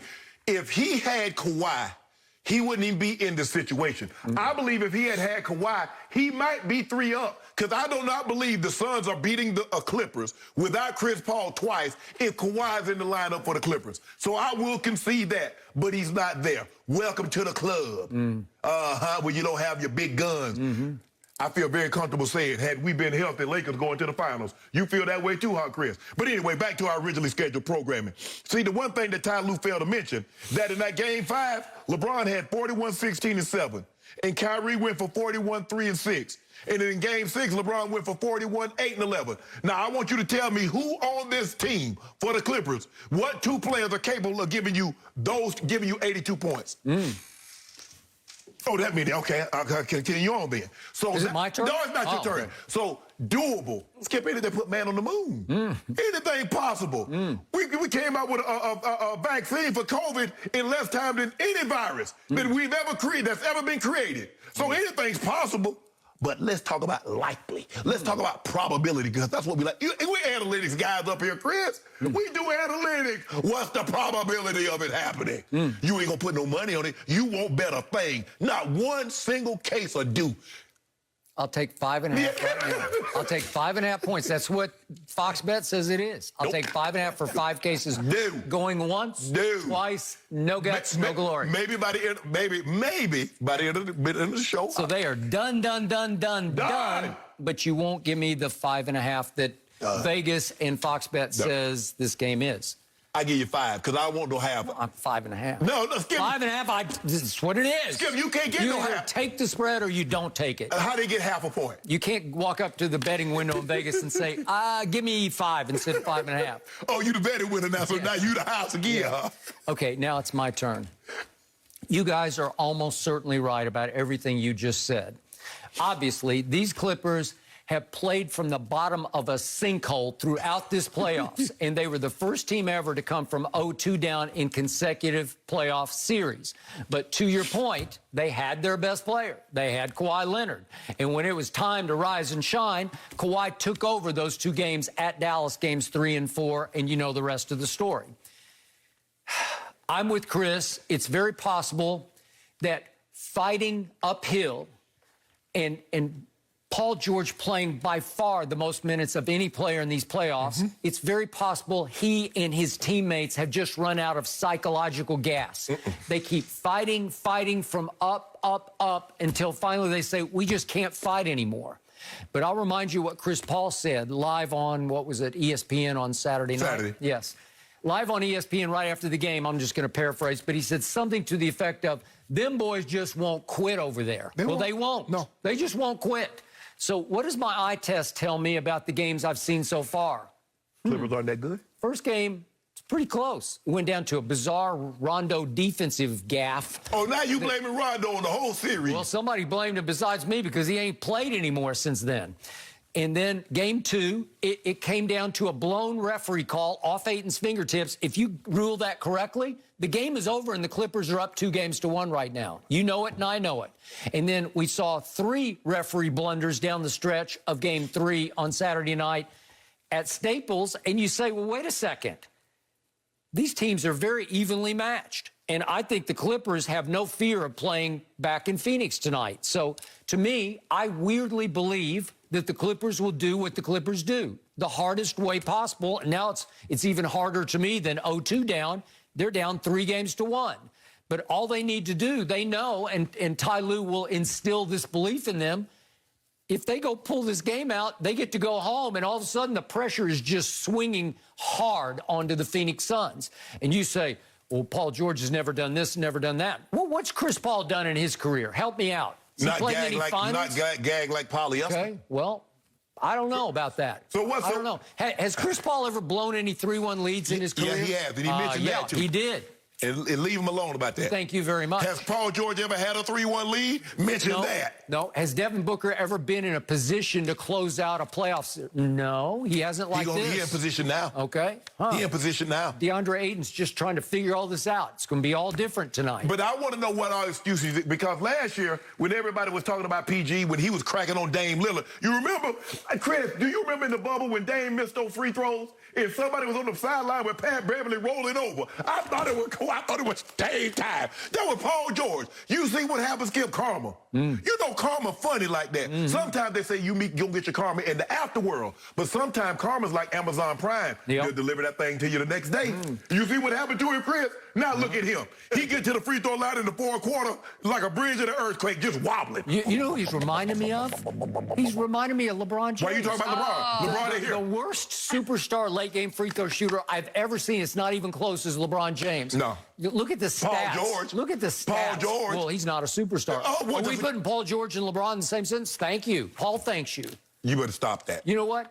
I believe Paul George is going to have a good game tonight. I'm not going to say a great game, but a good game. He's going to take whatever game he has, he's going to take 28 shots. Yeah, I just bet you the Clippers won't shoot 5 of 31 from 3. And I bet you the Suns won't play as bad as they did. You going home. You going home. I'll take 5.5 right now for 5 cases. You want it? Whether it's you talk big, but you don't bet I don't know if you're going on a plane to St. Paul, a boat to Bermuda, or a kayak to wherever. But you're getting up out of the playoffs. You're going home tonight, buddy. We've been held. We hold the plane. We can't hold it any longer. You won't have the Clippers to torture you anymore on this show? Because they've been just tormenting you. You want this so badly, and you're not going to get it. You know what, Skip, you say you do this all the time. I really would like to know, when Paul George missed that free throw and Steve Ballmer hit that dead president like Rev did, sitting on that couch and he dropped his head. I wonder what Steve Ballmer was thinking. That man worth $85 billion. And he's like, I gave up all of this for that? That's what he said, Chris. All my money, all them draft picks, Gilgeous Alexander, Gallinari, first pick after first pick. I had the Heat first-round pick in this year and 2023. And all those picks, he ain't got no picks until 2030. Some 7th grader. They go get some 7th grader. That's what he thinking. Yo, guy, I'll give you this. Look, this loss is going to kill the Clippers. Because you're right. They can look back and say, we should have won game 2. Yeah, they should have. We blew them out in game 3. And obviously, game 4 was there for the taking. Anybody could have won that. And they're down 3-1 instead of potentially being up 3-1 or at least 2-2. If they lose tonight, they're not going to be able to live with themselves for a while. They're going to look in the mirror and say, man, we blew that. And you assuming you're under the assumption that Kawhi's going to walk back through that door next year. What happens if Kawhi and Uncle Dennis take that show on the road? I'm not assuming that at all. Chris? What happens if Uncle Dennis and Kawhi goes to the highest bidder? They well might. And then what is Paul George going to be then? Well, This is the reason why Paul George... That wouldn't look good. Everybody keeps talking about Paul George didn't want to join LeBron. Can you imagine the pressure that... See, he gets a little pass now because it's the Clippers. Can you imagine him playing like this for the Lakers? Can you imagine that Chris Broussard, that Paul George, Polyester P, is gagging? That's why he didn't want that pressure. Don't let him fool you. He got glossed over in Indiana because ain't nobody watching Indiana but Hoosiers. That's the only basketball they care about. And then he goes to OKC. Ain't nobody thinking about that. That was Russ. Everybody blame Russ. You know what? Russ been a shield for a lot of people. I ain't gonna say call everybody's name, but Russ has been a shield for a lot of people, Chris Broussard. You mean for Kevin Durant? I ain't say no name. Who went straight to Golden State and went back-to-back finals MVPs. Thank you. All I said is Russell Westbrook has been a shield. Yeah. Now Paul George is where he is, and he's doing the exact same thing. I got some interesting stats for him. We're going to do a story. Chris, I wish you was coming back, but I'll share it with you a little bit later. How would you like to see the guy that Paul George shamed be his teammate next year, and that would be Damian Lillard? Hey. I know where Dame wants to go. But that ain't none of my business. I haven't out at liberty to speak on that. Really? Maybe he doesn't want to play with LeBron. Why you got to bring LeBron in? You notice that, Chris? Every time something good about to happen, he bring it up. He want bad. Why you wish bad on people like that? I'll take 5.5 for 5 cases right here, right now. Let me think about it. Let me think about it. You've been talking about it for the last 2 hours. ODA might put a subpoena out. I'm going to remind you, the Clippers have not been blown out one time this whole playoffs. Atlanta got blown out by 39 the other night. We're not talking about Atlanta. Yeah, we're talking about Atlanta. We are not. No mercy. Well, tonight on FS1, the biggest soccer tournament of the year wraps its group play as Bolivia battles Leo Messi. But we also have the All-Star game wrapping up. So I swapped up those graphics, guys. Leo Messi tonight, always amazing in action, putting on a show, and I'm looking forward to watching that one later. 7 Eastern on FS1 and the Fox Sports app. But back to the show. Bleacher Report recently ranked the most clutch Game 7 performances since 2000, and the list includes incredible games by KD, Kobe, and Steph. But LeBron's 2016 performance against the Warriors came out on top. Besides his memorable block on Iggy, LeBron became the first player with a triple-double in Game 7 of the NBA Finals since James Worthy did it in 1988. So, Shannon, I'm just assuming here that you agree with this. Won't you write down over there? Ain't nothing to write down. It's already done. I got a lot. It is already done. You want me to go? No, I don't want you to go. Everything that you could possibly be writing down, you can't change history. Skip, you know that's why I got a minor in history? Because it's already happened. There's nothing they can do to change it. I got a minor degree in history. So did I. Yes. I did. And I need to know. Huh. Yes. I was cum laude at Vanderbilt. Who knew? I don't know how. Thank you, Lottie, at some SSU. Public school kid from Oklahoma City. I don't know how I did that. I went to a public school in Glenville. Yeah. Okay. You went from Idabel. You from Idabel, Oklahoma. Stop talking about you from Oklahoma City. But anyway, Skip, look. Are you surprised by this, Skip? But see, this is what I've started to notice. LeBron James is the only superstar that no matter what he does, everybody wants to focus on. Because eventually you're going to go back to 2011. You're going to go back to the Mavs series. You're going to go back to his first time around in Boston. But they said playoffs, and they're talking about this Game 7. Game 7, 2016. Now, Jenny mentioned that he was the first guy to have a triple-double in a Game 7 since James Worthy. But what she didn't mention, he's the first guy in NBA history to lead a final series in every statistical category. Points, rebound, assists, blocks, steals. He did that. And they lost. And they won. Remember 2016? They came back from 3-1. The first team in NBA history to come back from a 3-1 deficit in the finals. Go James did that. He did that. And then we followed up with Game 2. 2013, Skip, you remember, you see, you like to focus on the game 6 and the shot that Ray Allen hit. And he turned the ball over. These are so uncharacteristic. He was just coughing it up right before y'all. I'm like, LeBron, what are you doing? What about exactly Game 7? What I thought. But I thought about Game 7. 37, 12, and 4, and 2, and a 95-88. But while you're bull-jiving, Skip, theoretically, he could have a couple of more spots. Now, he got some honorable mention. That 2018 first round, 45, 8, and 7 against the Pacers. Eastern Conference semifinals, 45, 6, and 5. They lost that one. But then he did this number on the Celtics, too. 35, 15, and 9, and 2 blocks in the last time around. So I'm not surprised by this, and neither should you. So all you blind witnesses out there led by the man across from me, there's only one point you should take away from this ranking. What is it? Not once in 6 finals did Michael Jeffrey Jordan ever even need a Game 7. Since 2000. He didn't need a Game 7. I got it since 2000, but he didn't need Game 7. So if you ranked the 90s, they'd say, well, he didn't register because he didn't even play Game 7. You see what you did, Skip? All they did, they say since 2000. KD, there's a lot of team guys that's been in Game 7 in the playoffs. So this is quite misleading because actually LeBron wins this ranking by default because since 2000, we've only had 4 finals Game 7s. So there aren't many to pick and choose from. And I know you can pick and choose from earlier rounds. Thank you. But the top of the list is going to be the finals Game 7s, right? Okay. So what do we see so far? Well, in 2005, my Spurs beat the bad boy Pistons in 7 games, but nobody's going to register for my Spurs because they do it as a team. They don't have a solo star. So Duncan had 25, Manu had 23. He had a big fourth quarter, but that's not going to vault him up the list because he's Manu Ginobili. He's not LeBron James.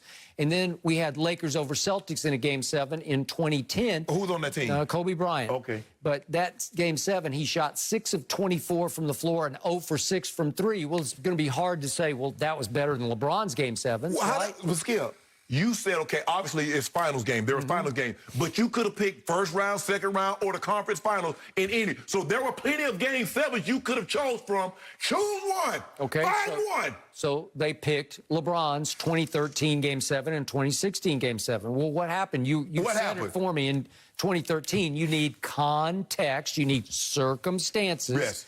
Because down the stretch in Game 6, in his house in Miami, with the Heat, LeBron just came all apart. No, he didn't. Well, yes, he did. He had 3 late turnovers, but 2 of them came with 39 seconds and 28 seconds left. And they were unforced error turnovers. So I said, well, what are you doing? Kawhi just took it right away from him with 39 seconds left, and the Heat were down 2, and I thought the game's over. 28 seconds left, he throws a terrible pass that Manu picks off. The Heat were down 4, and I said the game's over. My team was up 5 with 18 seconds left. Happened? Missed free throws. Can you do me this? You remember you remember when Paul George missed that free throw? And you said Ty Lue put his arm around him and said, we wouldn't even been in that position had you not did what you done. Those are 2 free throws. Okay, let me ask you a question then. So it's LeBron James. They're down 10 points going into the fourth quarter. LeBron James scored 16. He assisted on another 6, so 22 of the 30 points that they scored. LeBron James had his hand in. Would they have had not been in the position for Ray Allen to hit that shot had it not been for GOAT James? He did very well up to a point, but then right on cue, he disappeared. And right on cue down the stretch, he missed 2 big threes, and the last one came with 7.9 seconds left, and you know the rest of the story. He LeBricked it, back-ironed it so badly, Tim Duncan's out of the ballgame. I don't know why. And Chris Bosh goes and retrieves the offensive rebound and kicks it to Ray Allen, who hit the greatest clutch shot I have ever seen. What about in overtime? How did LeBron do in overtime? Well, my team was shot in the heart. What that got to do with us? My team could not get up off the mat for overtime or for Game 7. I don't even know how they showed up after they blew a 5-point lead with 18 seconds left. In Miami, I was there. They've got the cordons up around the court. They got the champagne on ice because the game's just flat out over. It's time for the mid-court celebration. It's funny that you tell me LeBron James is the most mentally weak superstar, but the Spurs, led by Greg Popovich and had Tim Duncan, the greatest power forward to ever play the game, they were mentally shot. Well, they couldn't get up. Tim Duncan almost went 6-0 in the finals except for that blunder. Almost. Yeah. So my guy. And that was not his fault. And all I'm saying, Skip, even though he has the top 2, I got some other games. That Game 7 against the Pacers, where he dropped 45 and 8 and 7 on them, that could be up there. or that Eastern Conference Final, his last go-around in Boston, that 35, 15, and 8, that could be up there. But I don't want to dwell on all that, what could have been. 2016. Let's take a harder look at 2016, shall we? Okay, LeBron James in that game at Golden State. They've got Golden State on the run, obviously. This is the night that Draymond goes fleeing into the parking lot, according to you, crying tears, calling on KD on the cell phone saying, please come save us. Me and Draymond have made amends. I saw Draymond on Saturday. Okay, good. That game, 7, LeBron shot 9 of 24 from the floor and 1 of 5 from 3. Okay. That's not great. Whoa. Who hit the shot to win the game? Hold on. I think it was Kyrie Irving. So, Skip, you see what you did? Now, when I tell you Kawhi Leonard took all these shots, when I tell you Paul George take all these shots, all you care about is the win. Now you want to go back to man having triple-double, 27, 11, and 11. Remember, they were down by 7. He goes on a 7-0 run to tie the ball game. Last 4:53 of that game 7 at Golden State, LeBron went 0 for 4 from the field. I don't know. Did he hit a free throw game? Did he hit a free throw to ice it? He hit one. He missed the first one and made the second one to make it a 4-point game. And ice the game, right? So that's what you do. So. And by the way, with 150 left, he was credited with the most overrated block in NBA playoff history. It just was. Because you got it. I don't know if we have it. Do we have it? All I know is that J.R. Smith cut him off at the pass, cut Iguodala off at the pass, and slowed him up so that LeBron could catch up and block it from behind. It was a sneak attack block, and it's completely overrated. One of the 3 greatest plays in NBA history right there. You watched it. That's one of the 3 greatest plays. I defy you to find one better. It's one of the 3. I'm not saying it's the best, but it's one of the 3 best. It was a bicycle built for 2 because J.R. Smith was driving that block. But look, see, that's the basketball IQ I'm talking about. He said, just in case Iggy want to do the up and under, look at that left hand. He ready to pounce on that one, too. He said, but you're going over with it right. I got you here, and I got you here. If there's no J.R., Iggy just dunks it. We're not having this conversation. We might be having an and-one conversation. You see what we do, Skip? We go to the front and we go to the back. So if you try to come out the front door, we got you. You come out the back door, we got you. Overrated. Jordan said, I don't need Game 7s. Oh, okay. Hold on. Did Jordan play in the 2000s? He played with Washington. Did he get to a Game 7? You guys know it. He played 7 games. No mercy. Okay, we know this by now, but the Clippers are on the brink of elimination following their Game 4 loss to the Suns Saturday night. Paul George clocked 40-plus minutes for the 11th time this postseason, which seems to have taken a toll on him in the 4th quarter, where he went 1 of 7 from the floor and 0 for 2 from 3. He also missed 4 free throws in the 4th and 6th in the game. Those numbers, not good. Shannon, give PG-13 a letter grade, please. Don't laugh. I'm going to give a grade so low it'd take a crane to pull it up. What's the lowest grade I can give him? And it's still register. Because whatever that is, that's what he's getting. F. Look. Failure. Okay. And you know it too, Skip Bayless. You ought to be ashamed of yourself making me do this.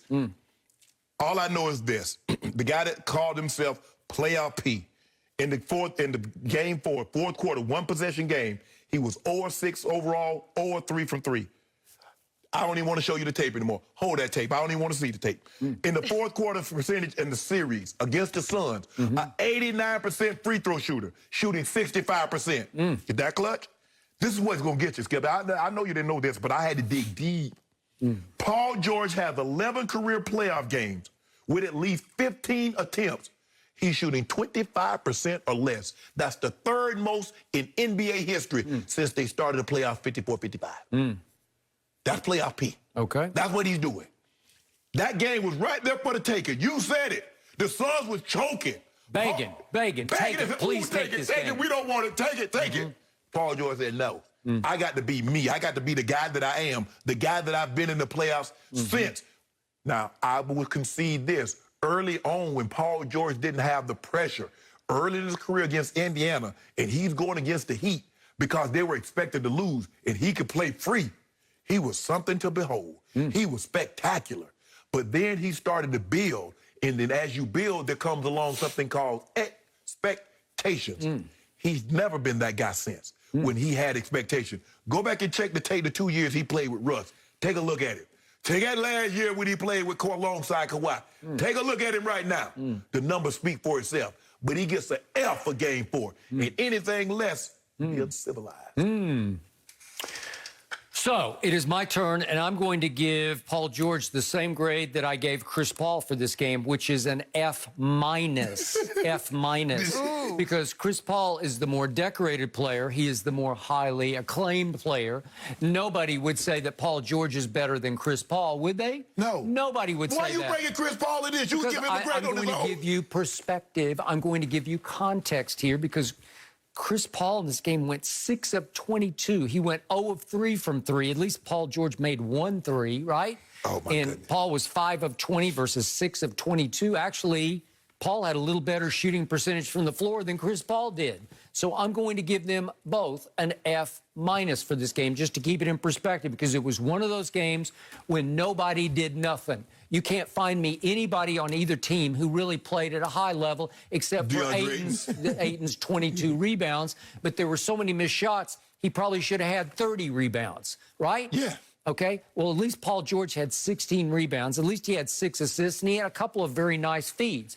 But in the end, all I care about is that the Clippers, featuring Paul George, missed all 12 of their shots to go ahead or tie in the fourth quarter, which is the worst in 25 years of playoff games in the NBA. And he took half of those 12. He took more than half, it seemed like to me, because he just missed until I needed to miss me with that, to the point where I told you again, I tweeted in the middle of that upchuck by the Clippers. I tweeted, "I'm sorry, but my man Paul George is choking his guts out." On Saturday night, his guts were made of tissue paper, not iron. Tissue paper. And he can't play any worse. He can't choke anymore. Yeah, he can. I've seen it. Yeah, I've seen it. Yeah, you should go back and ask Russell Westbrook about how he did Russ in Game 5 in Utah. When he had 5 points in that ball game, so he absolutely can play worse. Well, but what I'm not going to let you do is bring Chris Paul into this. Chris Paul, they say, what was the grade on Paul George? See, you that F- on both. Both. This is all about Paul. That'll be Chris Paul. This is all about Paul George. Co-signing on this. I don't need you to co-sign. See, you that type of guy. You know what, Skip Bayless? You the type of guy. Somebody else does something and everybody else got to get punished for it. No. I used to hate when the coach said such and such jumped outside, run a lap. Why I got to run because he dumb and he don't remember the snap count? No, this is about Paul George getting the F because he deserved it, and you know it. There's one game left, and it's tonight, and I'll take 5.5 right now for 5 cases. I'll see. Let me think about it. You No had guts, all show. no I'm thinking about it. Yep. What are you still thinking You ridicule Paul George, but you won't bet against him because you know and I know it's still out there. Because what happens, Skip, they'll get like a 12-point lead, and then you got to make a few baskets and then get it down. But you're going home. Going home. Okay, fine. All right. You're not going to bet on it? I can't. Not yet. Not yet, Jenny. Not yet. Not yet. No mercy. July 13th, Judge Tatis Ohtani and baseball's finest face off in a Mile High Midsummer slugfest from Coors Field in Denver. It's the 2021 MLB All-Star Game presented by MasterCard, July 13th on Fox. So Tom Brady appeared on HBO's The Shop and responded to a story about LeBron saying that football players are disqualified from the GOAT debate because they don't play both sides of the ball. Well, Brady said, quote, "You can't do everything else. You can't do everyone else's job. I can't block, tackle, run, catch. I sure as hell can't run, but I can throw the bleep out of the ball." Shannon, does Brady deserve to be the GOAT? Only if LeBron James deserves to be the GOAT. Because the argument that Skip Bayless and many others have used, Michael Jordan is unbeaten in finals. He's unbeaten in the finals. Tom Brady has 3 losses in the Super Bowl. So why isn't Joe Montana? Joe Montana has a lot of game-winning drives in the Super Bowl. So Michael Jordan doesn't have the most points. He doesn't have the most rebounds. He doesn't have any of that. So that's all I'm saying. Also, Tom Brady also said in that, 90% of what I say is not what I'm thinking. I do not believe Tom Brady doesn't think he's the GOAT. I do not believe that Tom Brady doesn't think he's the best player to ever wear helmet, shoulder pads, and cleats. I believe he believes that. I don't believe he'll say it publicly, but I believe he believes that. So my only argument is, if Tom Brady is the GOAT, and I got no problem if you say Tom Brady is the GOAT, but you can't say Tom Brady is the GOAT with losses in the Super Bowl and say LeBron can't be the GOAT in basketball because he has losses in the NBA Finals. Because if losses matter, it's Joe Montana. If not, I got no problem with it. Yet it was LeBron James who once said no football player can be a GOAT because they don't play both sides of the ball, right? It's hard for me to say that, and I, to a certain extent, Skip, I agree. It's just hard for me to look at it because someone else can do things. Okay, so I'll use LeBron's logic against you because if that's true, then you can't blame Tom Brady for what happened in the first Eli Super Bowl because Tom did what he always does. With 2 minutes left, he drove him 70 yards for a touchdown. They went up. He hit Randy Moss with a touchdown pass to go up 14-10. Yeah. And then Bill Belichick allowed Eli Manning to go 75 yards against his defense for the game-winning touchdown. Right. Well, that's not Brady's fault. Hold on. You can't hold that against Brady. Was time still on the clock? So Tom Brady got an opportunity to get the ball back, right? 30 seconds. But that's all you need. You don't need but 30 seconds. Okay. I've seen Joe Montana. I've seen Tom go down there and get field goal range in 30 seconds. Then how about the Philly Super Bowl in which Tom Brady threw for an all-time playoff record, not just a Super Bowl record, an all-time playoff record, 505 yards and put up 33 points on a top-5 Philadelphia Eagles defense. And Bill Belichick upchucked all over the field because he allowed Nick Foles, the backup quarterback, to be Super Bowl MVP by hanging 41 on his defense that did not feature the guy who had taken the most defensive snaps during the regular season, Malcolm Butler, who mysteriously, inexplicably was in the doghouse that day. Let that go, Skip. I don't have to let it go because it's hard to believe that it wasn't a little sabotagey for Brady. Man, see, there you go with that word, sabotaging. Well, I don't know. It just, to this day, I've still heard no explanation why Malcolm Butler didn't play. I don't think you're going to be receiving one. Okay. Skip, all I'm saying is this. If you want to say Tom Brady is the GOAT, I got no problem with that. He has 3 losses. He's 7-3. But you can't use that as a disqualifier LeBron because he has losses in the finals and say Michael Jordan is the GOAT because he's unbeaten in the finals. If that's the standard for GOATs, well, Joe Montana is it. Okay, but LeBron's gotten swept twice in the finals and he's gotten gentleman swept 2 more times. He's just been Joe Montana never lost to a guy that's not going to the Hall of Fame. I mean, think about that. I mean, Nick Foles. Nick Foles beat him. Nick Foles beat him in the biggest game. What guy?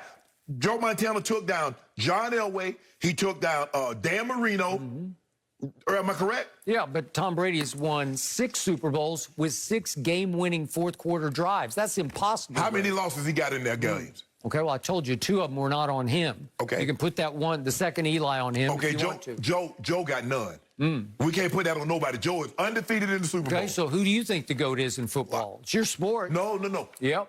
What standard are we using? Does losses disqualify? What's your standard? No, let's skip. Well, no, I you don't the care. godfather. I'm not in the Hall of Fame. You're in it. You the journalist. You the one. No. I go anywhere they go. Man, Skip. They all want to talk about Skip. What's your bus saying? Inside locked doors at night. What is it saying? Brady's the GOAT. That what it's saying? Yeah. I put tape over his mouth because he talked too much. Really? Yeah. Your bus talks too much? I believe that. If he said Brady's the GOAT. No, Skip. I agree. It's hard. Because I like the guys that play, both sides. I mean, but it is what it is. Okay, I love what Tom Brady told LeBron James to his face. He said, I can't do that or that or that or that or that. But the one thing I can do, I can throw the you-know-what out of the football. Yeah. What's the #1 attribute for the quarterback? Yes, accuracy. Well, it's just throwing the football. Yeah. And it's throwing it under pressure accurately in the clutch. Okay? Well, nobody's ever done it better than this guy. Joe? So, not better than this guy. Not more than this guy. Joe ain't never lost in the Super Bowl. Can't nobody got a trophy that says, I beat Joe Montana for this in this game. And he won 4. Eli, Skip, let that sink in for a second. Eli got him. And Nick Foles. Nick Foles couldn't even beat out Mitchell Trubisky. Tell that to Bill Belichick. He couldn't beat out Carson Walker to a Wentz. Tell that to Bill Belichick.